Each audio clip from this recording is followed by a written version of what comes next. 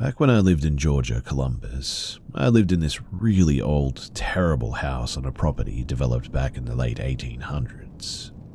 The guy who originally bought the land and developed it was a real piece of works, because the property has like 9 different soil types on it, so he could make his own personal little paradise garden, and as someone with severe allergen issues, that kind of screwed me a lot living there. All except during the particularly heavy rains that washed away the literal waves of pollen and the rare snowy winters that we had there. Anyway, it's one of these rare snowy winters. I want to say, I forget the exact year to be honest, but late aughts I think. Or maybe it was early teens. Maybe some other poor sucker in Georgia can remind me when we had a good hard snow Columbus ways between maybe 15 and 20 years ago. But me and my dad are doing stuff around the house, i.e. he's drinking hard because he's a retired Marine, and Marines all have drinking problems to cope with PTSD. Obviously I'm being sarcastic, but he really did have a drinking problem at the time, and I'm awake despite the late hour, so he has someone other than my mum to pester with his incessant talking. Seriously, get my dad going when he's drunk and he's worse than a SoCal Valley girl. We're loading the fireplace though, the dogs are sleeping. We see the firewood pile is low and both go out to grab some more firewood. By which I mean mostly me carrying it because Dad's drunk and he's about to fall over. In any case, it's no longer snowing super hard, but it's still going and it's foggy as heck out there. There's a funeral home on the top of the hill beyond the house. It's past this sort of mid-sized retaining pond or pit that keeps our house from flooding when it rains real bad here, and the parking lot of the home had a couple of streetlights as well. From the lights nearest our house though, me and my dad see a silhouette out against the snow. It's small, maybe just over 4 feet tall, which says child, and me and my dad, being the at least halfway decent people that we are, start going up to see what the heck this is all about. I mean, why is there a kid out here at 0 dark 30? And we find this kid. He cannot be more than 10, maybe 11 years old, pale as death like he's been out in the snow for hours, and all he's wearing is a nightgown. He looks terrified and he's shaking and just stares at us, not saying a word. Dad sobers up almost instantly and gently tells the kid to follow us. Well, we gotta get him inside, I mean, he's gonna freeze to death out here. I agree, and we reach out to offer him a hand, but he recoils away and doesn't touch me. But he nods a bit when we gently invite him in, promise to get him warmed up and maybe something to eat or drink, and follow us down the hill and into the house. His face lights up immediately as soon as he's past the back door and in what is ostensibly our laundry room. He stops shivering, he stops looking scared, and he just looks calm, content now. Dad and I turn to rush off to get him some blankets, towels, set up a space heater and all that. We'd both turned away from him for less than 2 seconds, and I turned back around real quick because I was going to ask him if he wanted soup or maybe some chicken or something. And he was just gone. Disappeared like a fart in the wind. I grab Dad's arm and he turns back and he almost turns as white as the kid was, which is impressive for someone who is visibly half Cherokee and thus much more red than white. But the kid is just 100% gone. We look outside, we weirdly see no footprints. The boy was barefoot, but the only tracks that were made were me and my dad's boots, nothing else. Dad and I just stared at each other for a while. Dad was clearly questioning whether or not he had some kind of a drunken hallucination, except for the fact that I was there and I had seen the boy too. And I mean, I almost never touch booze, so that was definitely not a hallucination on my end. Over the following week and a half, the both of us asked around about a boy in a nightgown, and it wasn't until Dad mentioned it to old Mrs. Funderburg. She died at like 98. She was only 96 at this point, so she'd been around for a long spell, but that's when we got an answer. Well, sort of anyway. According to Mrs. Funderburg, when she was a child and the area was a lot less developed, Before she was born, there was an old ghost story about a boy who had been found dead in a rare Georgia snowstorm not far from where our house was. Apparently, this boy was also in nothing but a nightgown. Nobody knew how or why. All anyone had was guesses, but it wasn't uncommon for people to claim seeing a boy, or at least his silhouette, in our area in the dead of night during really bad snowstorms. But nobody had ever gotten close enough to him before. He'd always just run off or disappeared into the snow or the fog or whatever. The best guess that me and my dad could come up with after Mrs. Funderburg told us all that we knew is that the kid must have gotten locked outside of his house or something. I can also only hope by tragic accident rather than active cruelty or whatever, but it was during some major blizzard. There was a pretty bad one in 1910 apparently, but for my part I always figured that it must have been the Great Blizzard of 1899, and just couldn't get back in. Judging by what me and my dad saw, the boy had been pretty damn frail, and he would have been frozen to death quickly once the mercury went to like 32 Fahrenheit or lower or whatever. But he disappeared when we brought him inside. It's been a while since that happened, at least 15 years now, and nobody I've spoken to, including people who used to live in our immediate vicinity, has seen anything like me and what my dad saw. And sometimes, even now, I find myself wondering if that was actually real or just me and my dad having some sort of a shared hallucination somehow. Had that kid been there all this time? Was all he wanted is to be invited into someplace warm, maybe somewhere he used to live, and that was good enough? I can still see his face when I think about it. The half-frozen, scared little face. Did it really take 100-some-odd years or more for someone to even care enough to try and bring him out of the cold like that? If that's the case, that is truly tragic.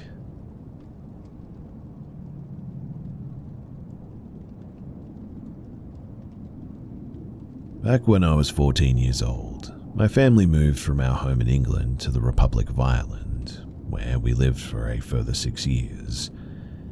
We had first moved to the northwest of the country, but after a year of living there, we then relocated to the Irish Midlands, as my dad had gotten a new job working in Dublin. My parents had bought a cottage on the outskirts of a very small village that was a stopping point from one of the larger towns to the next. This village was so small and remote, there was basically nothing to do. But not long after moving here and taking to exploring the surrounding area with my border collie, Massey, I eventually found a large stretch of bogland containing a man-made forest. Every weekend or half-term away from school, I took to walking this area with my dog, in which I would follow along a railway line used for transporting peat. However, after months of trekking this very same bogland, I eventually stopped going there. I cannot quite recall the reason why, but maybe it was because I always felt as though I was trespassing, which I wasn't, or maybe it was because the bogland was so bumpy and uneven I always came home with horrific blisters. Whatever the case may be, although I stopped going to this bogland to walk my dog, outside of one of the nearby towns where I went to school, there was a public forest, and because this forest was a 20-minute drive away, my dad would take me and Macy there, drop us off, and then pick us up again 2 or 3 hours later. What I loved about these woods was that it was always so quiet, only with the occasional family, dog walker, or jogger passing us by. Now, on one particular evening, I had gone back to these woods with Macy, where my dad would later pick us up after running some errands. Making our way along the trail, the evening had already started to become dimmer. Wanting to make my way back to the car park before it got too dark, I decided to take a bit of a shortcut through the forest via one of the many narrow side trails. Following down one of these side trails, me and Macy stumbled upon a small sort of teepee-shaped hut made from logs. Loving a good game of hide and seek, I would sometimes hide inside the teepee when Macy wasn't looking, where she would spend the next couple of minutes circling around the hut trying to find me, not realizing that she could just go inside. Whether I played this game with Macy that day or not, I cannot really remember, I'm not sure, but following down this exact same side trail, I turned to look behind me. Staring down the entryway, I then see a man walking 20 meters behind, having just taken this side trail. For some unknown reason, I had a strange instant feeling about this man, even though I had only just noticed him. I can't remember or even describe the way that this man was walking, but the way that he did so felt suspicious to me. Listening to my instincts, or perhaps just my paranoia, I suppose, I quickly latched my lead back onto Macy and hurriedly made my way down the trail. A few minutes later, although I had reached back onto the main trail, the evening had already turned much darker, so again, turning to see if the man was behind me, I could still see him around the curve, only 10 meters away from me now. I did try to tell myself that I was just being paranoid and that this man was most likely not following me or anything, but my gut instinct just still told me that something was off. Thinking ahead, I pull out my phone to call my dad, as to make sure that he was already in the parking space waiting for me, but there was no answer. Because there was no answer, I just assumed that he was probably still driving, and because he was still driving, I just hoped that my dad was nearly on his way. By the time that I made it back to the car park, it was basically pitch black now, and there was just one single car in the parking area, but it wasn't my dad's. Sitting down by a picnic bench to wait for him to come and get us, all I could do was hope that he would be coming soon and that this strange man from the woods was not following me after all. Only a minute or two later, I could hear the footsteps of this very same man approaching through the darkness. Anxiously anticipating him to pass by, I tried to distract myself on my phone, or at least make myself seem less approachable. Thankfully enough, the man just walks completely by me. Entering the car park, the man then gets into his vehicle, the only car in the car park, but he doesn't drive away. He just stays there, sat inside of his car with both the engine and the headlights turned on. 20 minutes must have gone by, but my dad still wasn't here, and yet this very same stranger was. Trying to call and text my dad to say that I was waiting for him, I was met with no answer. While I continued waiting, I tried to rationalize why this man hadn't decided to drive off yet. Whatever reasons I came up with, they were not very convincing for me, and for those whole 20 or however many more minutes it was, I sat outside those woods in complete darkness, hearing nothing but the hum of this stranger's engine among the silent night air. What made this situation even more anxiety-inducing, though, was that my dog Macy had been endlessly whining by my feet, scraping dirt away beneath the bench to make a surprisingly deep hole. Macy was in general a very nervous dog and basically whined at everything, but I don't know, something told me that she too felt as though something about this situation just wasn't right. Thankfully, after what felt like longer than 20 or so minutes, the strange man, already with his engine and headlights on, reverses from his parking spot, exits out of the car park and onto the main road, leaving me and Macy in peace. And although we are now alone, basically stranded outside of a dark forest, I couldn't help but feel a huge sigh of relief come over me.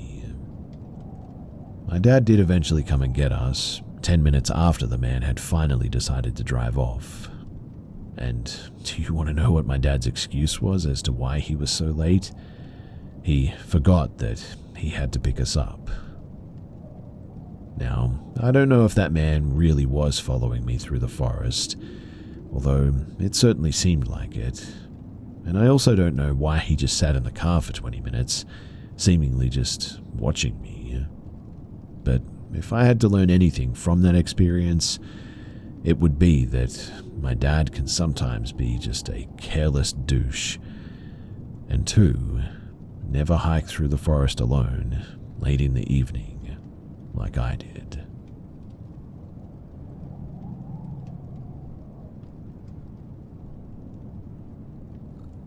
So this happened last night. Around 3 a.m., me and my brother were woken up by loud banging and crying at our front door.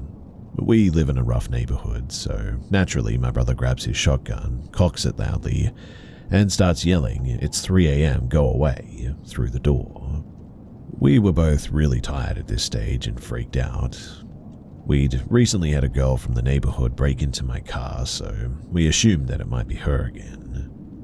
I looked through the front door's window, we've got a one-way film on it, and didn't see anyone else around. I crouched near the door and listened, and it sounded like a young kid, completely hysterical, begging us to help her to call her mum. I told her that I was dialing 911 and that help was on the way. My brother, in full adrenaline mode, opens the door, still holding his shotgun, and starts yelling at her to calm down.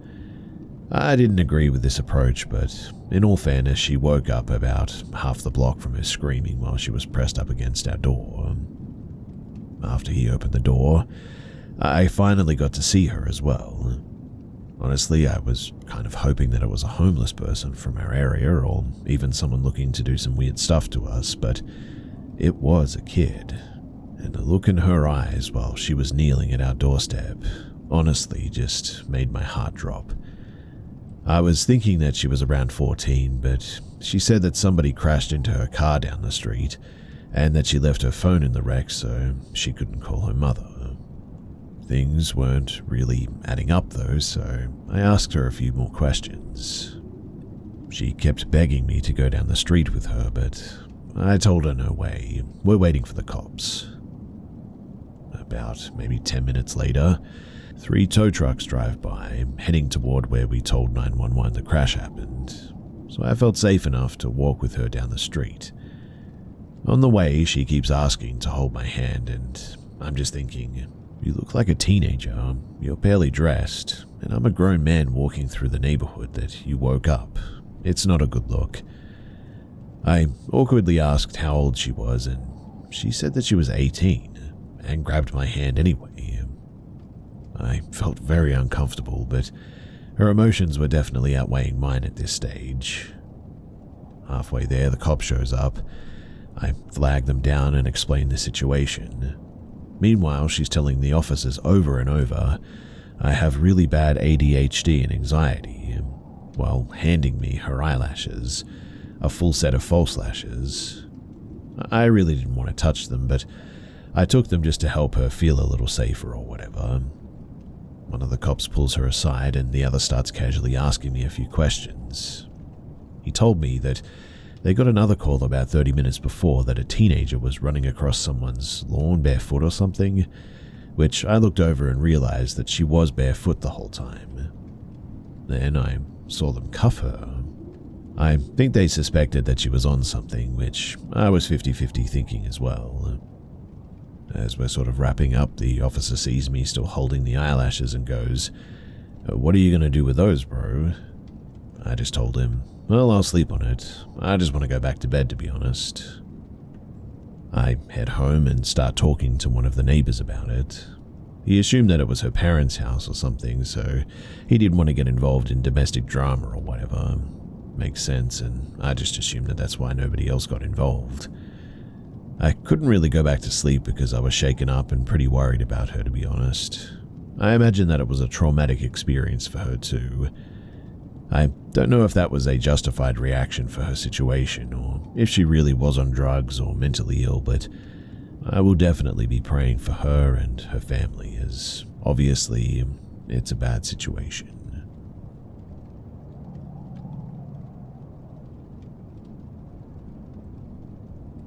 So, to set the scene, I'm a female and I'm 22, and literally weeks away from graduating from college and getting my bachelor's in theater arts.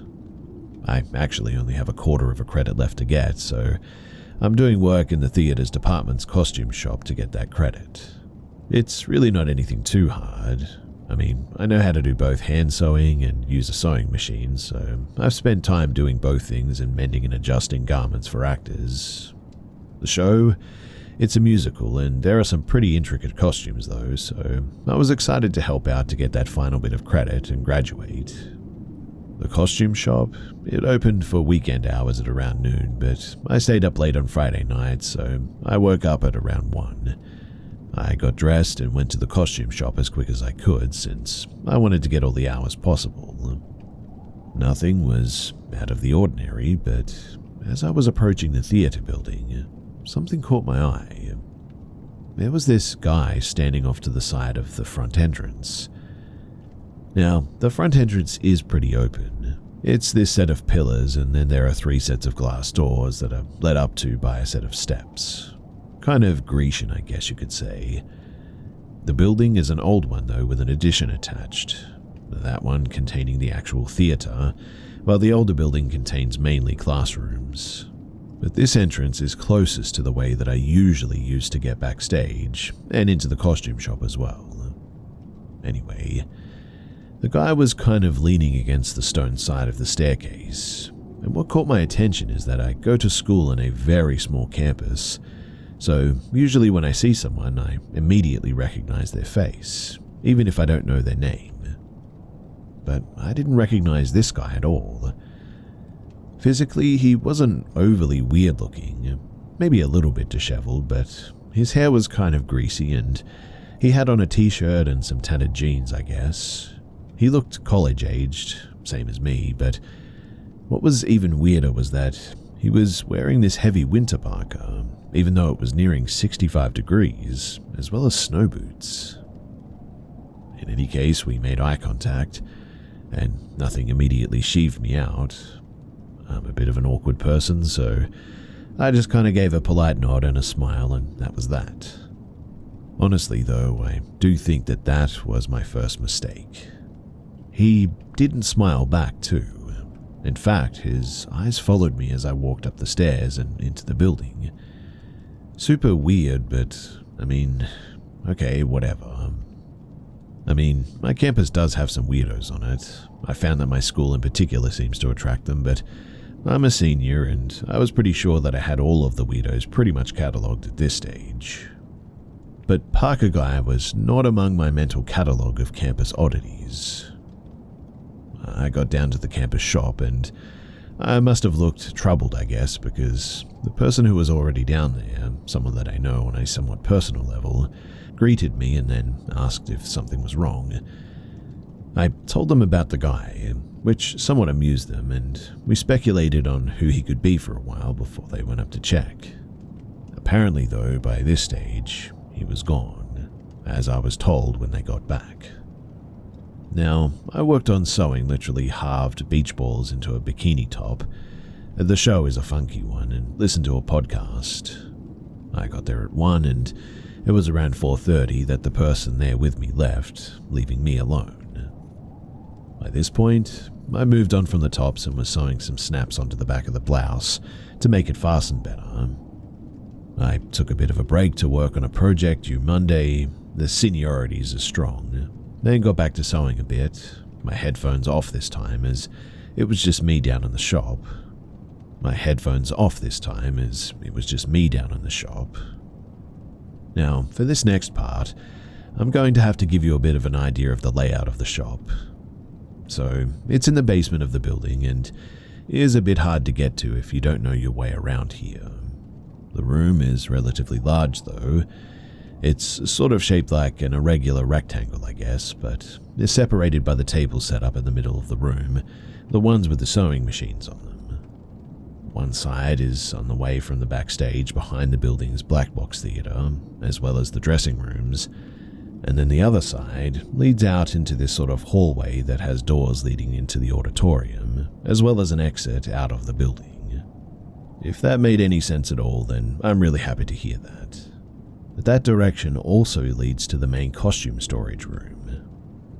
Now, near where the sewing machine tables are is this door that leads outside and into what the costume director refers to as the weird little courtyard. When I was a freshman, I took a class with her and she warned us not to go out there since the door is locked from the outside, and if we do go out there, we won't be able to get back into the building. To be honest though, the courtyard is less of a courtyard and more a sort of space or an area where a bunch of buildings' machineries are, heating and cooling and all that, as well as electrical stuff, and it's all sort of located there together. It's all fenced in with a chain link fence about 15 feet high as well. But the door leading out there is one of those doors with a window. In this situation, I was sitting in a chair directly opposite the door, close to the wall across from it. So there was about maybe 20 odd feet of space between me and this door. It was nearing 6, but since the show's dress rehearsals started that Monday, I wanted to get as much done as I could before I finished up and went for dinner. I was working on sewing the snaps onto the shirt when I heard a noise. It startled me since I'd settled onto the rhythm of the task and listening to what my podcast was talking about, and annoyingly I dropped my needle. It was still connected to the thread, so it wasn't lost altogether, and so I bent down to pick it up from where it had fallen to the floor near my feet. And it was when I lifted my head from that bent position that I saw the source of the noise. My vision was a little bit obscured because the space between me and the door was cluttered with a bunch of dress from mannequins that me and the other members of the crew had been using to put costume pieces on. So it was more that I saw the door's window wasn't empty anymore, I guess. I sort of shifted to the side a little bit to get a bit of a better look, and there at the door leading out into the maintenance courtyard was Parker Guy. The noise that I had heard had been him trying to open the door. Now, I have no idea how we got in there. That door is the only way into that courtyard, so I can only assume that he somehow scaled a 15-foot fence or something like that. Whatever the case, I froze like a deer in the headlights, and for a moment, it was just still as he stared at me and I stared at him. His face was expressionless, and it was as he continued to stare at me that I began to realize that this entire situation was wrong. I sort of settled back into my chair, really not sure what to do, and it was in this handful of seconds that Parker Guy started trying the door again. It was, as I said before, locked, so he wasn't able to open it, thank God. It's puzzling to me now as well that he didn't just come in through the front entrance, as none of the doors leading down to the costume studio were locked, but I don't know, maybe he tried that already because, like I said, the studio is a little bit tricky to locate if you don't know your way around the building. The only conclusion that I could come up with is that he tried what I mentioned above, couldn't find me, and then while wandering around the building, saw me through the door through the chain link fence and proceeded to scale it. And it was at that point, upon that realization, that I then began to get a bit scared. The door leading into the studio was to my left, and on instinct, I got up to close it since it locks from the inside and you need a key to reopen it. It was as I was moving to close the door that the guy began to pound on the courtyard door. I don't know why my first instinct was to hide instead of opening the door that I'd just closed and booking it, but I went into the small fabric storage room directly behind me, shut the door, and called campus safety. Again, I'm not really sure why I called them and not the police. Campo called them later, but that's what I did. I don't know, people make decisions like this when they're scared, I guess, but by the time the campus safety came to investigate, which was pretty fast since I was clearly terrified on the phone, the guy was gone. Honestly too, I don't know how he scaled the fence again in the time that it took them to arrive, but whatever the case, he was now gone. Campus safety escorted me back to my dorm and even went over to the dining hall to pick me up some dinner since I was very shaken, which I appreciated a lot. A while later, an officer came to take my statement since Campo called them, but As you can imagine, there wasn't much that they could do apart from keep an eye out for this guy.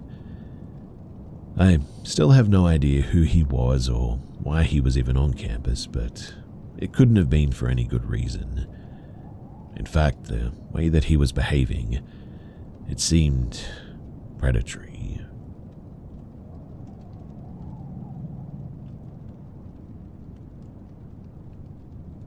This is something that happened to me when I was about 12 years old.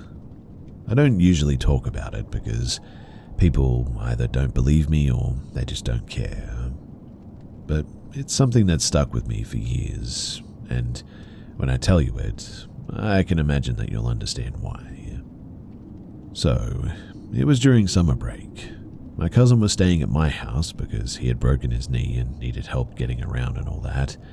He was a little bit older than me, but we were super close. We'd stay up all night playing video games, eating junk food, and just doing typical guy stuff. One night, though, I was in my room playing video games by myself. My cousin was in the living room. I'm not sure what he was doing, but I know that we were the only ones home at this stage. It was getting late, and I was about to shut everything down and go to sleep when I saw something. Something started crawling toward me in the dark. It looked human, but not quite. It was all messed up and deformed. The way that it moved, it didn't seem right at all. It also made these weird noises that I still have a hard time describing. At first, I thought it was my cousin playing some kind of a sick prank on me, until I remembered that his leg was broken. He couldn't even crawl like that if he wanted to. That was when I absolutely lost it.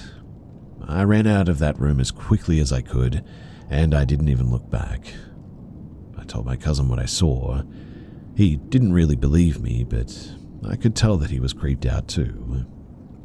And after that, I refused to sleep in my room for at least a week.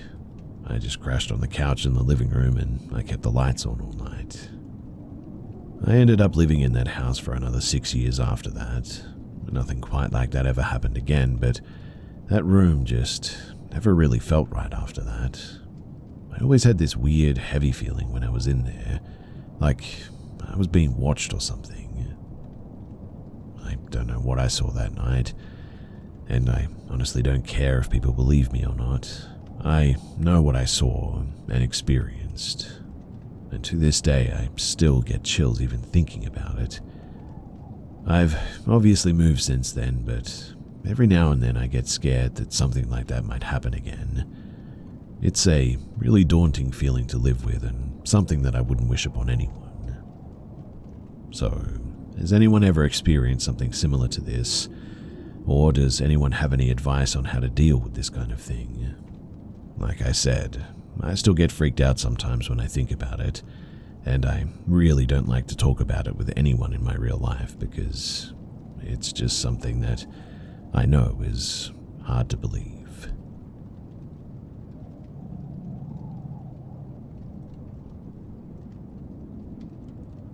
This happened around 2022 to 2023-ish.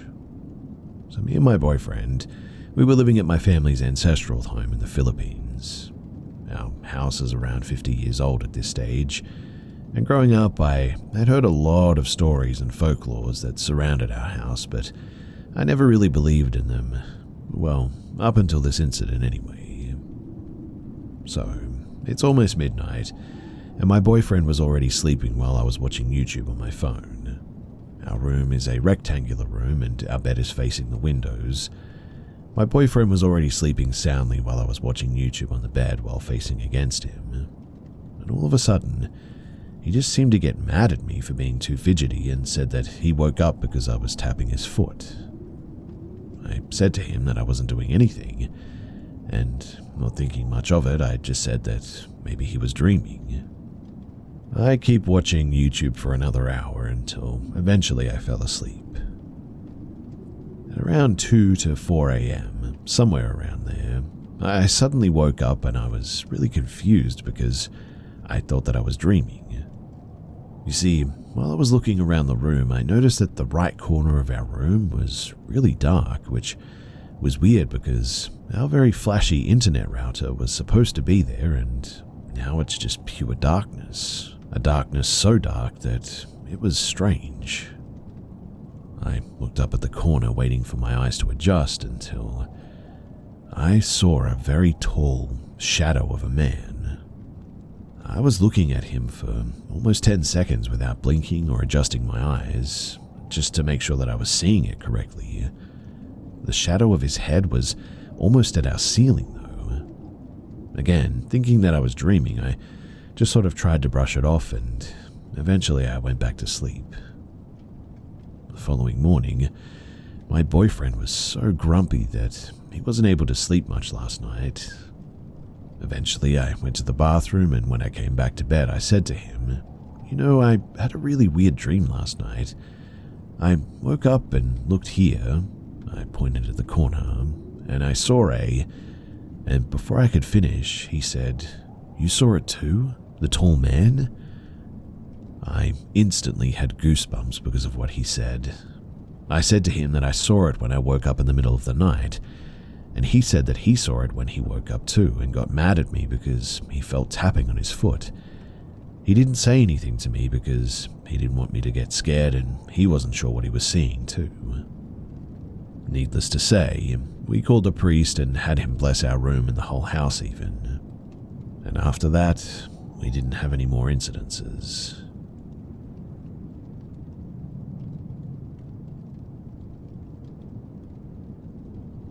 This was about 15 years ago, and it has honestly traumatized me for that long.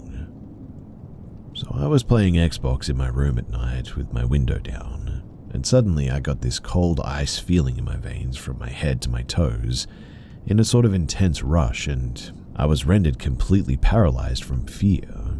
Literally out of nowhere too, this just hits me in my body, and I knew something was behind me outside my wide open window. And honestly, I had never been that scared in my life, since or even before that point. I knew deep down that I was being watched by something immediately. It felt evil, and I felt in danger beyond words to describe. Finally, I somehow got enough nerve to turn around, and I broke free from this paralyzing fear that was gripping my whole body, and spin around purposely avoiding looking at my window, dive into my bed, it being right below the same window. I hid under my blankets and was listening for anything that could tell me if there was something out there. I was confused and scared about what I was feeling and what was going on. After a few minutes of not hearing or seeing anything, I grabbed the windowsill and slowly peeked over and out of my window to see if I could see anything.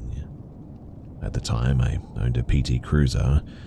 It was parked outside about 15 feet away, directly adjacent from my window.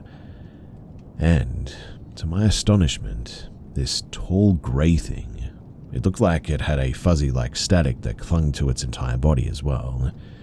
It stood up and it turned its head in my direction, and it had no face at all, just completely flat and grey. It seemed as if it stood up from a crouched position behind my car. The top of the Cruiser was a little below the waist of this thing, so it was extremely tall, and it had really thin arms and legs, and they were long and skinny. I don't remember seeing any hands or anything because I was locked on its, faceless form, looking at me, and this static cloud kind of covered it, and made parts of it hard to see as well. Another weird characteristic was that it moved, and only when it moved it made a sound like rushing wind or a river rushing from a distance, almost like white noise, but really loud TV static noise with a wind sound. When it stopped moving, the sound would stop also, and it was a cold winter night with no wind and no sounds either, so because of that it stuck out and was super out of place sounding. This flat, faceless thing turned towards me, and I assume it was looking at me. Then, in the most robotic-looking way possible, its waist turned away from me, then its upper body, and then its head turned away last, and rushed into the darkness, into the field. And without skipping a beat in stride, it walked over a 5-foot cattle fence like it was nothing. As I mentioned before, it made this sort of rushing static wind sound the whole time, The static smoke that clung to its body became really static looking and like a heavy smoke. It trailed behind it and slowly fell to the ground and disappeared after a few seconds. It walked until the darkness seemed to swallow it up and I couldn't see it anymore and it disappeared. The top of my PT was a little below its waist now. I've done some research on words and things like naked slender man is the closest thing that I could compare it to. I know that it sounds crazy, but that's what I did. So, if anybody has seen something like this and can share their experience with me, I would really love to hear it. I've been fruitless in my search for other experiences or sightings of this thing with the same characteristics as mine. So if you have anything to share, then I would love to hear it. This experience scared the heck out of me so bad, and it wasn't until about 3 years ago that I was, for the first time in 11 years since that experience, actually able to go out into that field to shut the chickens in for the night. I just guess I really feel like I'm going to see this thing again, and when I do, that it's going to try and take me or something. I mean, the way that it looked at me the whole time as it turned to walk away wasn't a fleeing type of action. It's almost like it was like, oh yeah, just wait a little and I'll catch you next time sort of attitude, as it walked away. Obviously, this whole thing sounds insane, but I can assure you that it really happened, and I know that it's straight out of like a Donnie Darko-like sort of thing, but it was weird, and I'm 30 now and I still haven't forgotten it. I was 14 or 15 at that time, and I still live in that same house to this day.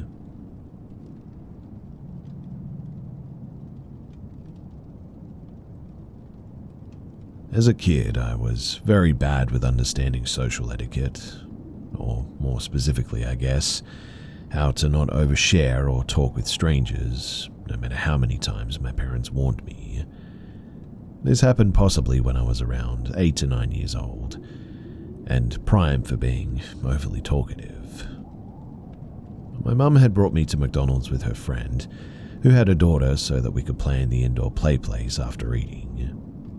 It was late at night. I don't remember why we were there so late or what we had done earlier that day, but the McDonald's was pretty much empty except for us and the staff, and the one man sitting alone at a table near the play area.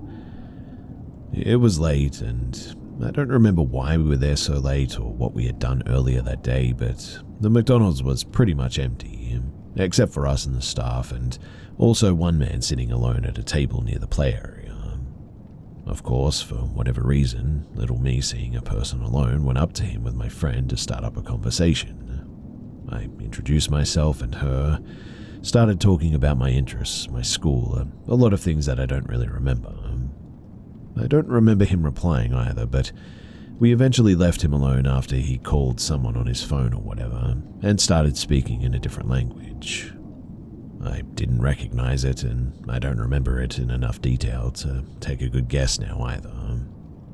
My friend and I, though, we kept playing until the man left, and then a few hours later, a big man and a young girl, roughly the same age as us, entered the McDonald's. The girl ran up to the glass dividing the counters from the play area and yelled my name excitedly. I went over despite not recognizing her. She started telling me a bunch of things about myself, implying that she knew me and I forgot her. She wanted me to come outside to hang out with her, and I realize now, as an adult, that the things that she was saying were the things that I had told the man on the phone. But I, oblivious and a naive child, was ready to go with her when my mother finally caught on and ran over to grab me. She dragged me out of the other exit to the car, and she was clearly terrified and stressed. I, on the other hand, was confused and was demanding why she wouldn't let me hang out with that girl. My mum wouldn't answer, and she tore out of the parking lot. The man with the little girl got in his own car from what we could see as we left and began chasing us. My mum went down several different roads away from our home until she finally lost them, and I was in serious trouble when I got home. She explained to me that this was most likely a kidnapping scheme, and I really needed to stop telling random strangers so much information about myself. I didn't understand how a little girl my age would be involved with kidnapping another kid, not to mention that I didn't understand the motivation of kidnapping at all either. But now that I get it, this was truly a horrifying situation that I just narrowly avoided, and if it wasn't for my mum, honestly, I don't know where I would be. I could have also potentially got my friend in trouble too, a lot of trouble. So I'm grateful for my mum that day, that she was vigilant, and that I also didn't get kidnapped, and who knows what would have happened.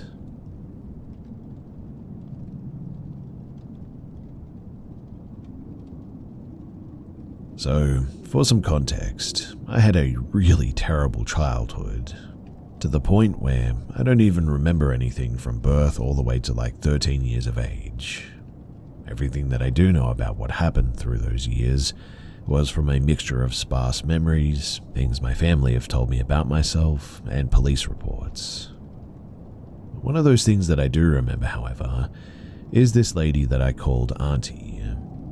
No first name, no last name, nothing else contributing to her identity. She was just Auntie. I started seeing her when I was about 7 years old, sitting in her living room as she typed everything that I said down on her laptop. I had no problem with her. I saw her once a month and she seemed gentle enough that I really thought that she was just someone that I could trust. So I did. 7 years later, 14 years old, I admitted to her that I tried to self-delete numerous times. It was a mixture of multiple different factors.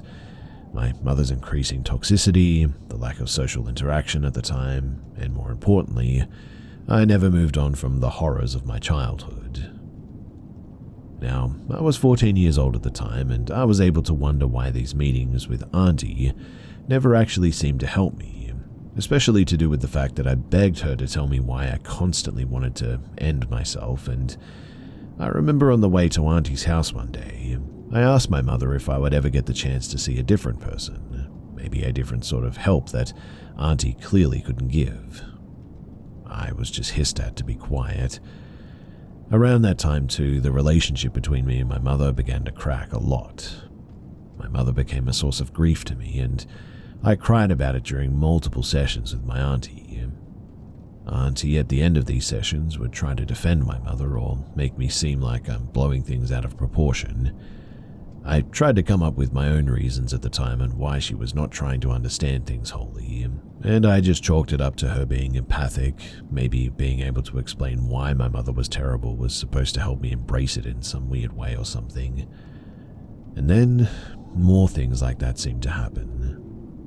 I admit that when I was 16 years old, I was a terrible kid. I went to parties, drank whatever was served, and definitely did not tell anyone what I was doing.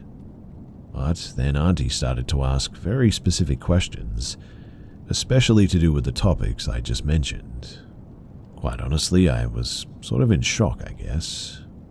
Again, I gave her the benefit of the doubt and thought that her sudden pinpointing of these things must be from the fact that, at this point, she knows me for almost a decade and just knows these things. All the way into an entire year later, she started to bring up the parties that I've gone to in these sessions without even bothering to hide behind the questions. The relationship between me and my mother had almost been completely severed, and the worst part of all, something that still affects me to this day, at the end of each session, Auntie started to invite my mother into the room and tell her every single thing that I had said. It was terrible, hearing my own words against my mother, explaining the increasing abuse that she had begun to put me through and said straight to her face as she sat next to me. My grades in school began to drop.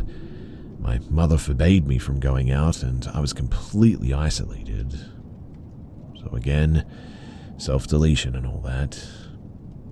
I ran into my mother's room looking for something that I could overdose with, or just something that could push me to the edge. I remember rummaging through everything until I went into her walk-in closet. I had barely gone into her room In fact, I completely forgot about the fact that she had even had one of these. But in my crazed state, I just remember running into her closet and looking through every crevice, when I stumbled upon a suitcase leaning against the wall under the hung-up clothes. If I close my eyes, I can still imagine it, and it didn't look old, so that was probably what made me decide to open it. And when I did, all I saw was just a ton of papers. The surprise of seeing so much snapped me out of the state that I was in, I guess, and I recall sitting cross-legged on the floor and wondering what the heck these papers were. After a while of reading, I realized that these were transcripts of Auntie and I's sessions, literally dating all the way back to some of the first sessions that I did with her. I remember feeling sick, feeling so sick at this. I at least had enough sense to steal a few of the earlier papers to make it less noticeable, and reading through those transcripts just filled me with more and more bitter questions. And so, I decided that night that I was going to end myself after I figured out what was going on. I was on a time crunch, feeling stressed because I really only had a year to figure out what the heck was going on before I was faced with the looming threat of being kicked out as soon as I turned 18. So I started to pay more attention in our sessions, looking around her house wherever I got the chance to, looking for some indicators that could tell me who this psychologist really was. I started asking my mother more and more questions about Auntie too. She kept deflecting though, repeating the same fact. She was a psychologist. That is, until I did something that literally almost ruined the rest of my life. I decided to steal my mother's phone. It seemed like a small thing now, but at that point it was really life or death. My mother was in the shower one day, and I had already packed all the stuff that I needed to be out for a few hours, maybe even for a few nights somewhere. As soon as I heard the door lock, I swiped my mother's phone and bolted out of the house. I didn't even look down at the thing until I was on the bus, in fact. I remember looking through my mother's messages first, and I knew that I had found Auntie when I stumbled across an unfamiliar name. Even better when the messages clearly showed when my mother booked appointments too. I scrolled for a while, enough for the bus to get me to a safe place, but even as I walked off the bus and years of texts were read, nothing incriminating or anything of that effect had shown itself. I then looked through my mother's call logs, and I saw the fact that they call extremely often. I was not an idiot too. Whatever was really going on was happening on calls instead of messages, which was smart. I'll give credit where credit is due, obviously, but it still didn't get me anything, and I was now a bit peeved. I found a place to sit at the side of the road, and I continued my search. I looked through my mother's social media, and when I tried searching up Auntie's name, nothing came up. I genuinely felt all the hope leave my body at that point, and sometimes now I swear that I can still feel the same sick feeling as I felt then. I almost gave up. Almost. And every day I thank myself for mindlessly swiping through my mother's followers, because eventually I found her. Her account name didn't have her real name. It was some weird fake one, but when I clicked on her profile, it was definitely her. She posted photos with some of my mother's friends, and I scrolled for a while down her page until I saw a photo that I posted of herself and my mother years ago. I also found out that they had literally been friends before I was even born. I felt sick, betrayed, and a bit relieved that I now knew what the heck was going on. Why my mother had transcripts, why Auntie didn't think twice before telling my mother every single thing that I had said, why she defended her. I didn't even bother to find a place to stay that night. I just went back home. I got beat black and blue for doing something that I didn't deserve any forgiveness for, and it didn't hurt at all compared to what I found out earlier that day. All I asked my mother that night is, who is Auntie really? and she couldn't even answer that. A few years later, I was in a first year of university, and I had the lucky chance to move out of my mother's house as soon as I got the chance to. It was with an old friend taking pity on me and allowing me to stay with him since we applied to the same university. He's one of my best friends now, but what finally gave me closure in some sort of bittersweet way was clearing out my Instagram. I deleted people that I didn't care about or didn't know, but my heart dropped when I saw a familiar username in my followers. I didn't think about it at all when I searched up the username in the search bar, and when it came up with my auntie's Facebook account, my jaw dropped. This psycho had been following me for who knows how long on my Instagram, and suddenly everything that didn't click finally made sense. The sudden precise questions, why my mother suddenly decided to isolate me from my friends. It didn't even say psychologist or anything of the sort in her bio, and tell me why it said chemistry teacher with over 20 years. I admit that I cried like a baby that night because it had taken me years to finally understand why two of my main female models seemed to despise me. Still to this day, I mourn the fact that most of my early adult years are being used to heal from everything in my childhood, instead of going out with all of my newly made friends and giving my all to university. Genuinely, it sucks. Everyone who hears my life story too agrees on the fact that there's something wrong with them. I just wish that I knew that sooner. 2 days ago, I had my first session with a real psychologist, and trust me, I did my research this time. I felt almost ashamed too when I blurted out the reason why I'm sitting in this guy's chair like this. But he just smiled and told me that we had a lot of work to do. And yes, we do. I decided to share my experience just in the slight chance that anyone else has had a similar experience with therapy becoming messed up like this, or they feel like they've been living a whole other life their entire life. I promise you guys, it gets better, and with a little bit of luck and surrounding yourself with the right people at least, you might just get through. Anyway, that's my story, and obviously you'll need to fill in the gaps a little bit here, but I'm wishing you guys all of the best.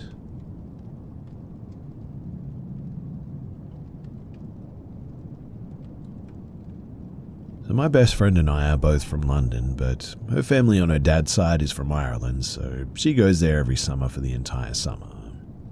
Last summer, too, I went to go and stay with her for a couple of weeks at her granddad's house. And her granddad lives in rural Ireland, like really rural. The town is at least a 40-minute drive away, and his house is the only building within the area. It also backs onto a massive forest and faces onto a lake too. It's really quite beautiful, to be honest, but that's not the point. You see, my best friend's granddad, brother, aunt, and dad were going to the pub one evening. They invited us, which was of course a tempting offer, but we declined as we were excited at the prospect of having the house to ourselves, something that doesn't happen a lot given that we were teenagers. So we decided to have a bit of a chill evening and basically play house. Of course, if you've been to Ireland, then you know that a quick pint is anything but quick. And her family, they had been gone for some time by this point, a few hours at least, when it was approaching 10 p.m. We were watching a movie in her living room when we heard a knock on the door. We figured that maybe it was her family who had forgotten their keys, so we went to go and answer. Her granddad's front door led onto the conservatory, which then led to the actual front door of the house, so we made it to the conservatory door expecting her family, but instead there was a man at the door. Slightly confused, we kind of just looked at him waiting for him to say something, during which I had time to take in his appearance. There was something off about him, to say the least. He sort of looked insane, bizarrely alert and yet slightly scary. It's sort of hard to explain, but He said that his car had broken down and he needed to use the phone to call someone to pick him up. I looked out but couldn't see a car anywhere and said something to the effect of, "Well, where's your car?" He responded by explaining that he had broken down about 30 minutes down the road and had walked until he had found a house. Now, given that, as I explained prior, my friend's granddad lived in a fairly remote area, this was sort of plausible. With slight hesitation, my friend passed him her phone and said that he could call who he needed to call and wait on the doorstep. But he didn't accept the offer. Instead, he just kind of ignored it and started asking if there were any adults or parents in the house. I wanted to give him the benefit of the doubt and assume that he was asking this as maybe he felt more comfortable sharing this predicament with adults rather than two teenage girls. But we didn't know if we should tell him that we were alone or not because we would usually know better than that, but given the situation, we explained that they were out but they may be back any minute now. It was then that he started to sort of look past us and into the house and then began insisting that we let him in the house as he wanted to use the landline. At this point, we were more than suspicious because if he wanted to call someone, why not just use my friend's phone? He was erratic all of a sudden, continuously insisting that we let him in. At that point, my friend said that he either use her mobile or that he needs to leave, but beyond that, there was nothing more that we could do for him. He again insisted that he come into the house, so we just shut the door on him, locked it, and then locked the door to the actual house as well. Freaked out, we sat in her living room trying to peep out the window and see if he had gone. He lingered for a little bit, looking into the windows, maybe looking for a way in, I suppose, but then we saw him leave. Though we couldn't make out what direction that he actually went in. We were now pretty terrified, and to add fuel to the fire, my friend explained that the nearby town was pretty small and everyone in the area pretty much knew each other, and she had never seen him in her life, which scared her as she was acquainted with most of the town by now. We contemplated calling her dad, but since it had been about 30 minutes with no disruption, we decided to just leave it and continue on with our night. Later on, her dog was getting restless and her family was still out, so we let her into the back garden, and after about 5 minutes we heard her barking, but it was too dark to see what she was barking at, so we put it down to more than likely being a goat because that was usually the case. We called her in and we just went about our night. We realized that her family probably wouldn't be back until the early hours, and instead of waiting for them, we decided to head up to bed. I went into the kitchen, which is at the back of the house, to get some water when I heard someone shaking the handle of the back door, trying to get in. The thing is that it's a really old house, so I didn't exactly put all my faith in the door holding up against the weight of what I expected to be a grown man. I screamed bloody murder, and my friend ran down the stairs. At this point, he was banging on the door like his life depended on it, and I swear to you that I felt my heart fall out of my butt.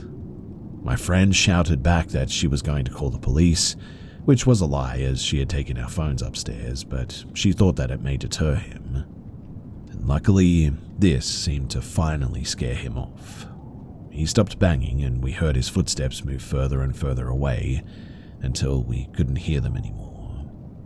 We were literally frozen in fear and couldn't even speak to each other. Then we heard the front door open and we pretty much thought that that was it for us. On instinct, my friend grabbed a knife and we hid in the pantry, and you can only imagine our relief when we heard her dad call out for us saying that they were back.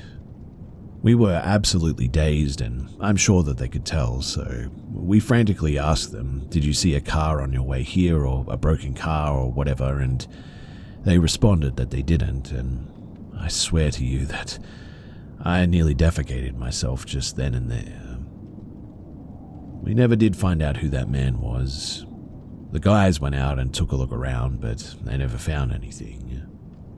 And while I don't know everything about what was going on, obviously, one thing was for certain. He was trying to get into this place, and he definitely did not have good intentions.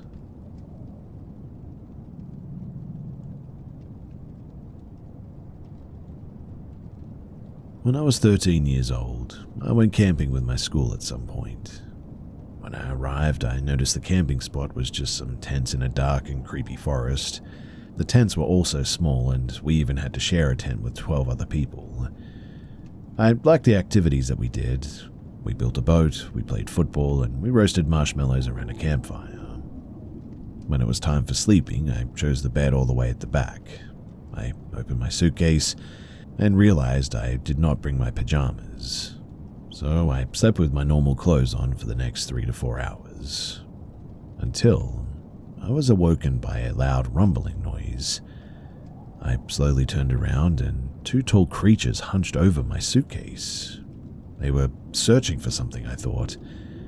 I reached my arm out to touch whoever this person was, and I felt something harsh. If I were to describe it, I would say that it felt something like old wood.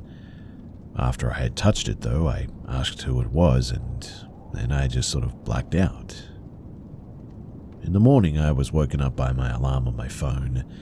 We were not allowed to bring a phone, so I was sure that I had turned my alarm off before sleeping. So how could this have happened? I asked myself many questions. I know that it wasn't the other kids. I had not even told them that I had my phone with me, neither did I know them well, but they didn't seem like jokesters to me. My alarm woke up most of the kids in the tent. They asked whose it was, so I acted just like I was sleeping to avoid being suspected. We had to wake up at around this time anyway, so I jumped out of bed and I walked outside. It was really cold and I really had to pee at this stage. I walked around the tent and I peed in the bushes. I turned around and I saw a dead rabbit right outside of where I slept. I called the teacher and he told me that it must have been killed by something, and he said that he could call staff to clean it up if I wanted. This day was not really that interesting. I mostly just sort of laid in bed eating candy and thinking about what happened that night. It quickly turned dark and we roasted some more marshmallows and we ate some pasta that night. The pasta was actually cold and stale, but I was hungry, so I didn't care that much. 1 hour later, and it was almost bedtime, and my teacher had told me that if I wanted to go to the bathroom at night, I would have to go in a duo because the forest is very dangerous at night. I didn't think too much of it, but I chose my duo just to be sure. And it was bedtime, and I made my bed, and eventually I fell asleep. Again, though, I was woken up, but this time not by weird creatures, but by my urge to pee, and so I tried waking up my duo, but he just didn't want to wake up. So in the end, I decided to go alone. I walked all the way out to the front of the tent, waking some up in the process, and I walked out. It was cold and really dark at this stage. In fact, I could barely see. I looked over to the benches, and there it was again, looking at me. It was tall, and it seemed to have something in its hands. It looked like an animal, but I was stood still looking at it for maybe about 20 seconds until I decided to just continue walking to the toilets. I opened the toilet door and I did my business. I washed my hands and I left. And when I returned back at the benches and looked again, the creature was now gone. I don't know what it was, but no one else seemed to have seen it, only me. If anyone knows what this could have been, then please do tell me, because I genuinely have no idea.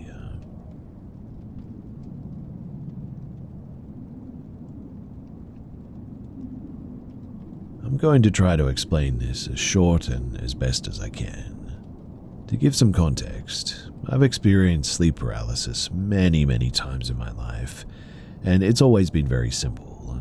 I wake up, can't move, can't speak, and can only watch what's happening around me with my eyes. The first time that I had sleep paralysis was when I was 13 or 14. It was just a shadow hovering behind me, which I could see in the mirror that I fell asleep facing. It had no distinct features, just a shadow. So skipping forward, I'm 18 now.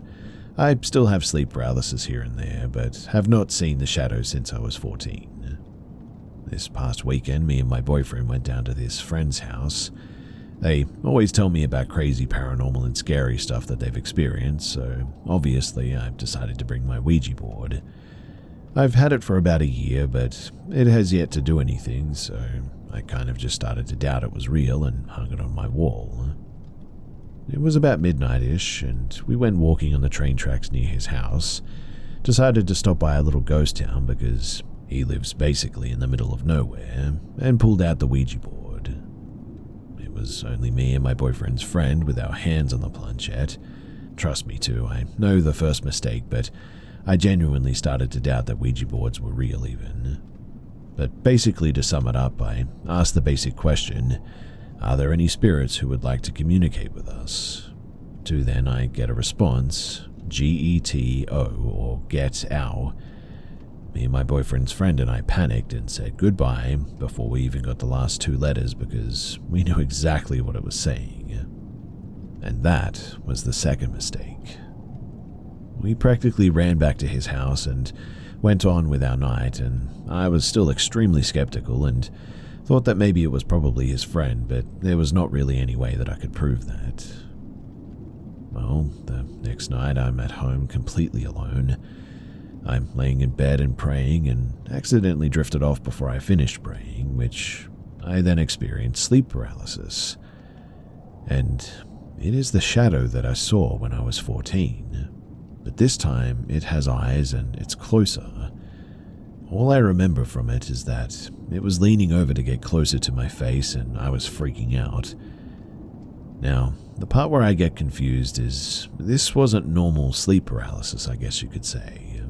I was flailing around and begging for it to let me wake up. I woke up and just kind of said to myself, well, that was weird, and man do I hate sleep paralysis, and eventually went back to sleep. About 45 minutes ago, I woke up from another one though, and it was this one that was truly horrifying. So I was praying before I fell asleep again, and again accidentally drifted off before I finished praying. I woke up and it was this thing again. It was in the same spot as last time, but this time it started trying to get near my ears, and I was literally pushing and kicking this thing away from me until it stopped, and it was trying to talk to me. It then told me that it was keeping me there forever. I'm assuming in whatever realm that I was in, whether it was a sleep realm or something evil or whatever, but I was crying and begging for it to let me wake up. I kept telling it that I had work in the morning and I couldn't stay there forever. I told it that if it let me wake up tonight, that it could come back tomorrow, and that was when I woke up. And this is where I need some help. Honestly, I'm seriously horrified by whatever this is. It doesn't feel like sleep paralysis anymore, and it felt real, and I was able to move. The only thing is that I don't know if I was moving in real life or just in my head because I'm alone and obviously I was asleep, I guess you could say. I explained this to my boyfriend and he told me that it could be night terrors, but he's really not sure either because since this weekend, he has also been having vivid nightmares, which is a really weird coincidence, right? I really don't know if this is sleep paralysis, a night terror, a very realistic nightmare, or if it really is something evil. I'm just afraid because I told whatever it was that it could come back tomorrow night, and I'm really scared that it actually will, and I won't be able to wake up at all.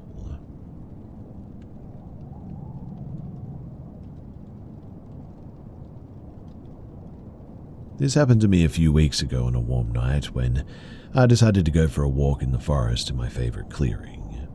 It's a beautiful spot, located on a hill with an amazing view over a field and off into the distance.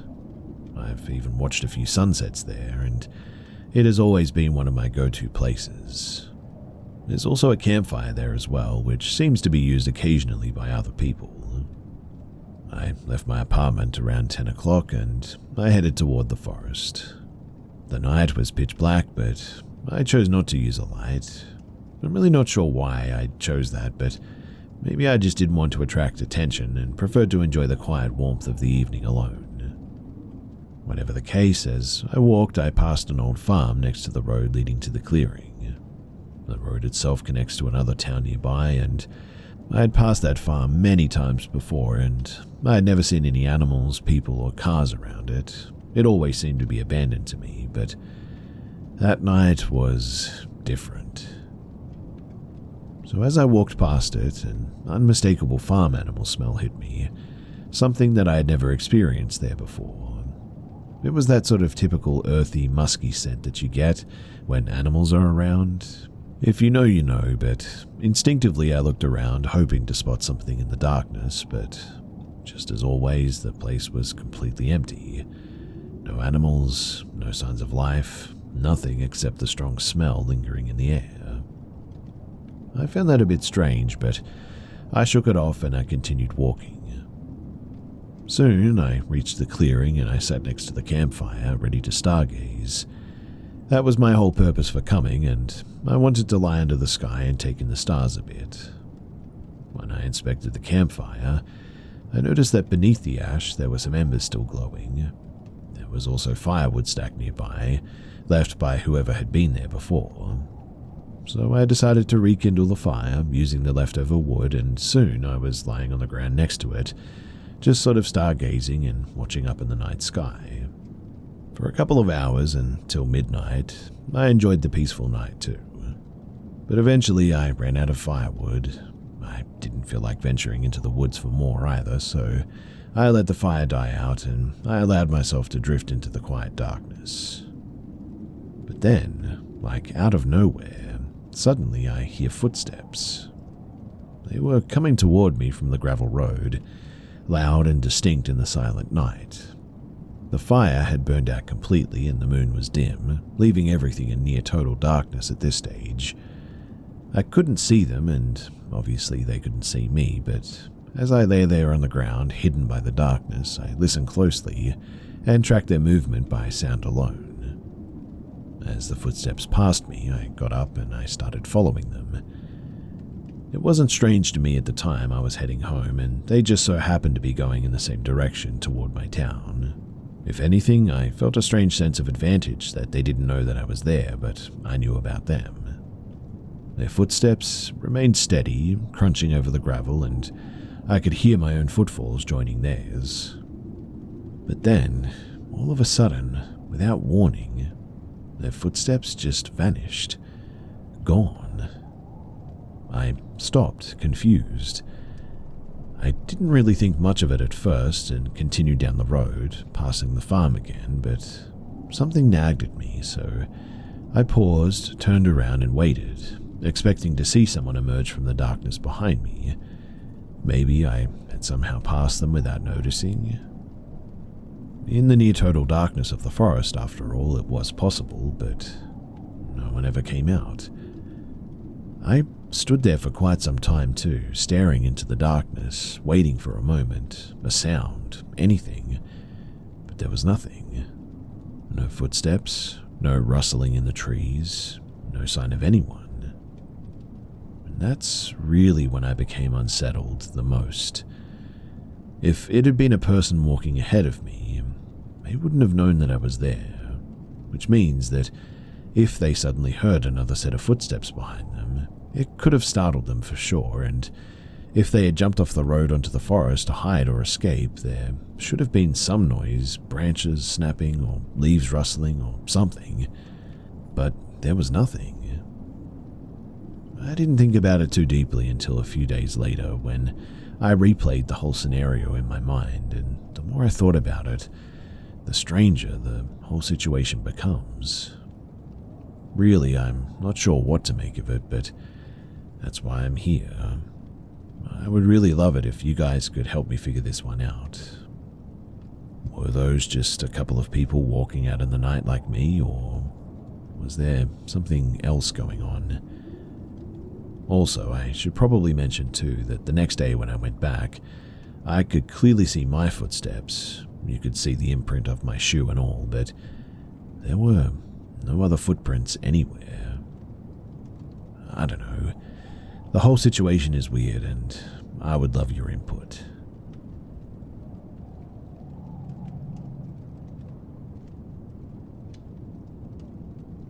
I'd like to start off by saying that this story isn't mine, but rather something that supposedly happened to a friend of mine, whom I have since lost contact with. I had known her for several years when she told me this story, and it was the only strange or paranormal tale that she ever told me. And so, as you can imagine, it's always had a bit of a ring of truth with me. Anyway, around 2004, she lived with her parents in a wooded area of Ontario, Canada. Their backyard, it had a handful of fruit trees, and a thick forest began where their backyard ended. And one night, her father was climbing the stairs to go to bed when he happened to look out the window towards the fruit trees. Apparently, a bluish-white light caught his eye, meandering amongst their fruit trees. It wasn't particularly bright, but not dim either. It supposedly drifted freely around 3 feet off the ground. Thinking that it was a prowler with a flashlight, he readied himself for a confrontation. But as he looked closer, he realized that this light wasn't coming from a flashlight. It was just a ball of light floating around the trees, as my friend described it. Her dad calls for the family to come and see. They joined him at the window, bewildered at what the ball of light was. Dad decided to go and get a closer look, but as soon as he opened the door, the light retreated to the thicker forest beyond their yard, weaving through the fruit trees as it moved without a sound. Creeped out, my friend and her mum went back upstairs to go to bed, trying to put it out of their minds. Her dad, though, he stayed up a bit longer, staring at the window, mesmerized, watching as this light returned to their yard and just floated around. Eventually, it drifted back into the forest and disappeared. The following morning, my friend woke up to their father shouting in a panic. He had gone blind overnight. Her and her mum rushed him to the hospital where the doctor examined him. The doctor told them that he typically only sees this kind of retinal burn from people welding without a mask. It was determined that her father's blindness was thankfully temporary and should pass within a couple of days. I should add too that her father was definitely not a welder, but rather worked in an office. As I said before, I have since lost contact with this friend, but as of our last conversation, the source of light, it was never determined.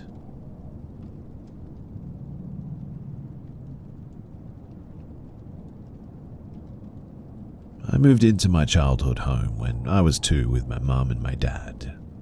Throughout my life, my mother has always said that she believes that there was a ghost in the house, but I always just kind of brushed it off, I guess. It's not that I don't believe in the paranormal, but the things that she would experience just wasn't anything for me to bat an eye at, I guess. Sort of like hearing footsteps or hearing silverware move in our kitchen, etc. But one day, a couple of years ago, back when I was a freshman in high school, I played on my high school hockey team, and one day I had a really late game and I didn't arrive home with my dad until about 10 p.m. My mother was working that day. She worked as a bartender at the time, so she normally wouldn't get home from work until like 12 a.m. to 1 a.m. But me and my dad, we came home to an empty house as per usual.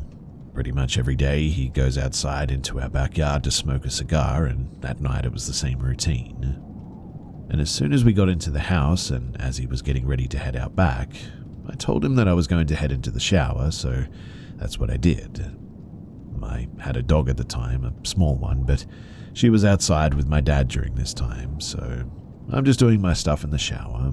I'm in there, I would say, for about maybe 5 minutes. My shower is located on the top floor of my house, then downstairs is the kitchen, and then I have a basement.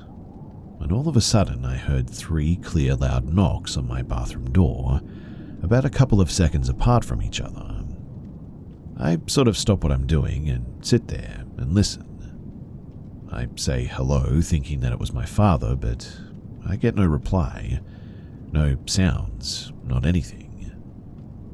Now, the thing with my house is that it's really creaky, so even when the shower is on, I can hear my downstairs basement door open and close, and you could hear someone walking up the stairs right outside the bathroom door even. But I heard nothing before or after the knocking. So, to be honest, I really just didn't think too much of it. I was a little bit freaked out, I'll admit, but I chose to just sort of forget about it in the moment. I continue in my shower, and another about, I would say 2 minutes passes by when I hear the same 3 knocks on the door again. Weirdly too, it sounded the same as the first time, like identical. Now, I'm definitely scared, so I proceed to yell, "Is anyone there?" And once again, I receive nothing. So, with the shower still running, I get out of the shower and open my bathroom door to see nobody. No one going down the stairs or anything. I walk out of the bathroom and check all the rooms up there, and I don't see anything. I look out of my bedroom window and I see clearly my dad sitting outside, so I brush it off again and tell myself that I'm just going to finish my shower and get out of the bathroom as quickly as I can. I go back into the bathroom, and as soon as I get into the shower, the same 3 knocks happen one more time. At this point, I am absolutely terrified. I turn the shower right off, and I open the bathroom door again to reveal nothing. Now, at this point, I go outside to ask my dad if he went inside at all, and he said that he hasn't. And genuinely I believe him, because usually I would be able to hear him if he came inside the house again. And to this day, this is the freakiest thing that has ever happened to me in my house. One more odd thing too to add is that this was my first real encounter, I guess you could say, with this possible ghost in my house, but I have one more thing to share. You see, a couple of months after the shower incident, I'm sitting in bed at about 12 a.m. I had just gotten off my phone with my friends, and my parents are sleeping in their bedroom 2 rooms away from me on the 2nd floor of my house. I'm laying in my bed on my phone, just scrolling through YouTube and whatnot. One side of my bed is directly up against my 2 windows, by the way, and the other side is near my bedroom door. So I'm just sort of laying there, and suddenly I hear a distinct loud knock on the window right above my head. I stood up terrified and tried to look out the window, but it was way too dark to see anything. One knock and that was all. Nothing else happened that night besides that. I'm still kind of confused by these weird encounters to this day, and I have moved out of my parents' house about 2 years ago now. So nothing else has clearly happened since then, but after those experiences, I lived there for a few more years, and nothing of that extent happened since. I have heard footsteps and things moving when I've been home alone, but really nothing like that.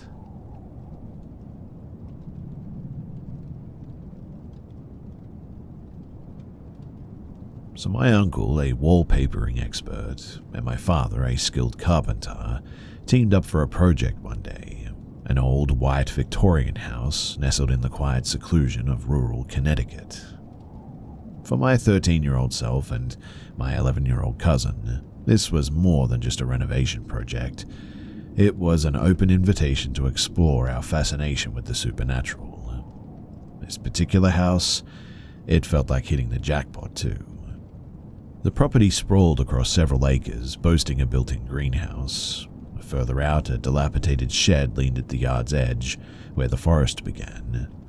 Even without any ghost stories, the entire scene possessed a certain eerie charm, which is a quality often found in the old homes of the East Coast, to be honest. Left to our own devices, we approached the back of the house at the kitchen entrance. A basement door loomed wide open by the entrance with an immediate unwelcome vibe. A certain sense settled over me, a feeling that something resided here and it wasn't exactly good. Despite the thrill of quenching my curiosities, the urge to remain in the yard for the rest of the afternoon was almost overwhelming. But my cousin, well, he was too bold for this. As we ventured deeper into the house, a profound dread came over me, each step feeling heavier than the last. My body seemed to resist the house almost. My cousin, meanwhile, was claiming to hear things and became fixated on exploring the attic. Honestly, I was already beyond done with this place though at this stage. Even my 13-year-old brain registered that this was not a good place. All I wanted to do was go and sit in the car, and that was that. But we made our way up to the attic, and to my relief, it had been renovated. Despite the lingering unease, it wasn't the least bit creepy visually, which was a relief. There was even a small TV, which I turned on, sitting on the floor in front of it. But my cousin's attention was snagged by a closed door. He stood there before it, completely still, gaze fixed. Now, this was an 11-year-old who is usually a whirlwind of energy, constantly talking or making sounds, so their sudden silence spoke volumes. I tried to ignore it, but then they grabbed the knob and began yanking on it, but the door wouldn't budge. So logically, it was likely an unfinished storage area. The wood was probably swollen shut from moisture or whatever, and looking back now, though, I think that maybe I was wrong. I stood up to help them, and the door was genuinely jammed, but they became almost frantic, and their insistence on opening it was bordering on aggression. It was super disturbing to see them like this. I started pulling with all my strength, and the door finally gave way with a strong burst. I fell backwards, still gripping the doorknob, as a sudden, powerful gust of wind swept over us, whipping our hair back. My cousin screamed, a sound of pure terror, frozen in place, eyes wide. By the time that I regained my balance and rushed to see what they were seeing, there was nothing. But I swear the sheer terror was real from them. This particular room was the true attic as well, unfinished with splintered wood, random old antiques scattered about, and a grimy old window. Upon looking in, an intense wave of nausea suddenly hit me. I instantly slammed that door without even a second thought. A primal fear suddenly surged through me, and I immediately scooped my cousin and bolted down the stairs, out of that house and into that yard. And up to this day, even now, they won't tell me what they saw. They just laugh it off and change the subject, really. And it leaves me constantly questioning, was that terror just a figment of my overactive imagination? Or was it something tangible? The feeling was so intense, so visceral, that it made me feel physically ill. I don't know the history of the house, but deep down in my soul, I feel that something truly awful must have happened there.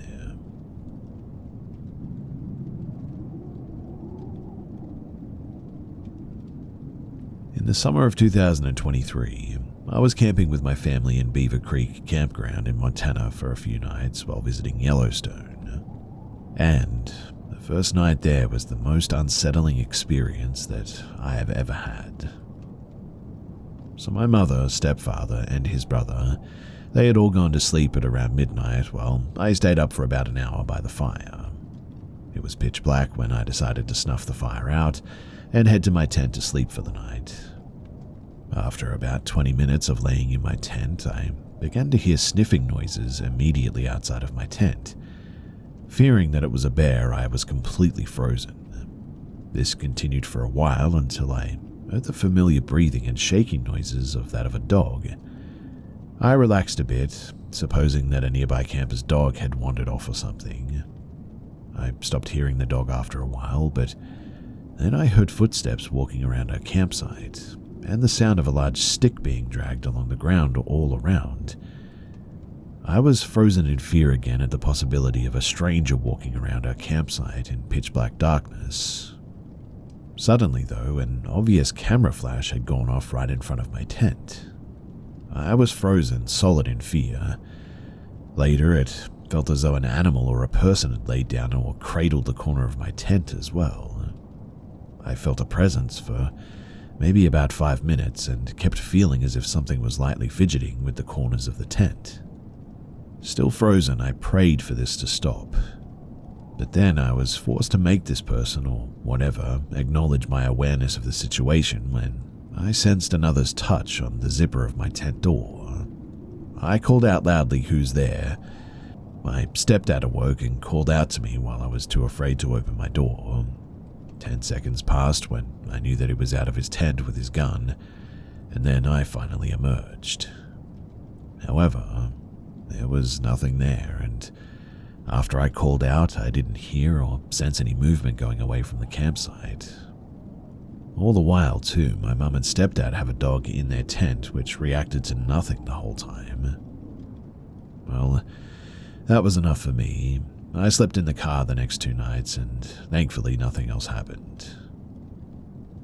But I'm here to ask you guys if anyone has had any weird encounters like this in Montana near Yellowstone, or just in general, really. Thanks for listening to my story, and if you have any idea about what any of this could have been about, then please do share.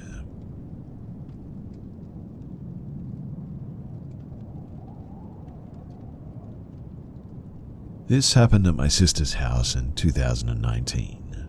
For context, my sister had just bought this house and moved in. I invited a friend to stay with me in the guest room for my first night in her house as well. Her name is Anna, and the guest room had a trundle bed underneath a single bed. I was sleeping on the single bed, and Anna was sleeping on the trundle bed just below, but right next to me. Now, to paint a bit of a picture, the guest room was a standard square shape. The trundle bed was right up on the right wall. There was one window in the middle of the room that overlooked the driveway in the front yard as well, but there was enough space to roll the trundle bed out and not to have to stand on the mattress to see out the window. The curtains were a sort of tully fabric that let some light in as well. Now, I'm a very light sleeper in new places, and I know that I woke up because I sensed this presence was in the room. I opened my eyes to see Anna staring at the window, curtains half open. There was plenty of moonlight to see her, and she was standing still, staring straight forward. Her face was only 4 inches from the glass at this stage, and the first thing that I noticed was just how rigid she seemed with her arms by her sides. Now, I wasn't paralyzed, and in the moment I just sort of woke up and was looking at my friend. Nothing to be scared of, right? I propped my upper body up with my elbow in bed to get a vertical look at her. There was enough light to see her freckles clearly, and I asked what she was doing. But she didn't answer me. I said, "Anna, what are you doing?" And then she replied, "Who?" in a flat, low, but still feminine voice. I repeated, "Anna, what are you doing?" She again said, "Who?" in the same way. And this is where fear finally set in. Up until now, I was using an unfazed voice. I got that uncanny valley feeling as I was staring at her, though, and after that eerie feeling set in, I looked down at the trundle bed, and I saw Anna asleep below me. I was looking at Anna sleeping while Anna was standing right next to herself. And when I tell you that my stomach dropped, that is an understatement. My heart began racing, and I looked back and up and said, "Anna," one more time. This time, this thing snapped its head toward me so fast. We locked eyes, and I just shouted, "What the heck?" as I hurled myself against the wall. After I yelled and jostled the bed, Anna finally woke up, the real Anna, that is. She muttered, "What are you doing?" This made me look down at her, and once I looked back up at her, the fake one had vanished. I checked the time, and it was 2:40 in the morning, and I just said, "What the heck was that?" I explained what I saw to Anna, and I got up and reenacted it for her and shut the curtains. She doesn't like me bringing it up, and look, I get it. I wouldn't like hearing that sort of entity was standing right next to me too and wearing my face like that. But it was exactly her. When we locked eyes, hers were so empty and cold though. I can never forget those eyes, and I truly believe that this was not sleep paralysis. I mean, I was fully awake and processing. Whatever happened, it was real. I don't think it was a fabrication made by my brain either. I mean, I'm perfectly sane, never had any mental health issues or anything. In 2009, the thought of an entity that takes the face of a loved one was not something that I even knew about, in fact. I still don't really know too much or anything really. I just don't like remembering those eyes, and I'm a believer and a fan of the paranormal for sure, but this was frightening. I suppose I would like to know what it is, but I also don't want it to come back, so yeah. Thanks for listening, and here's hoping that I never have to experience anything like that again.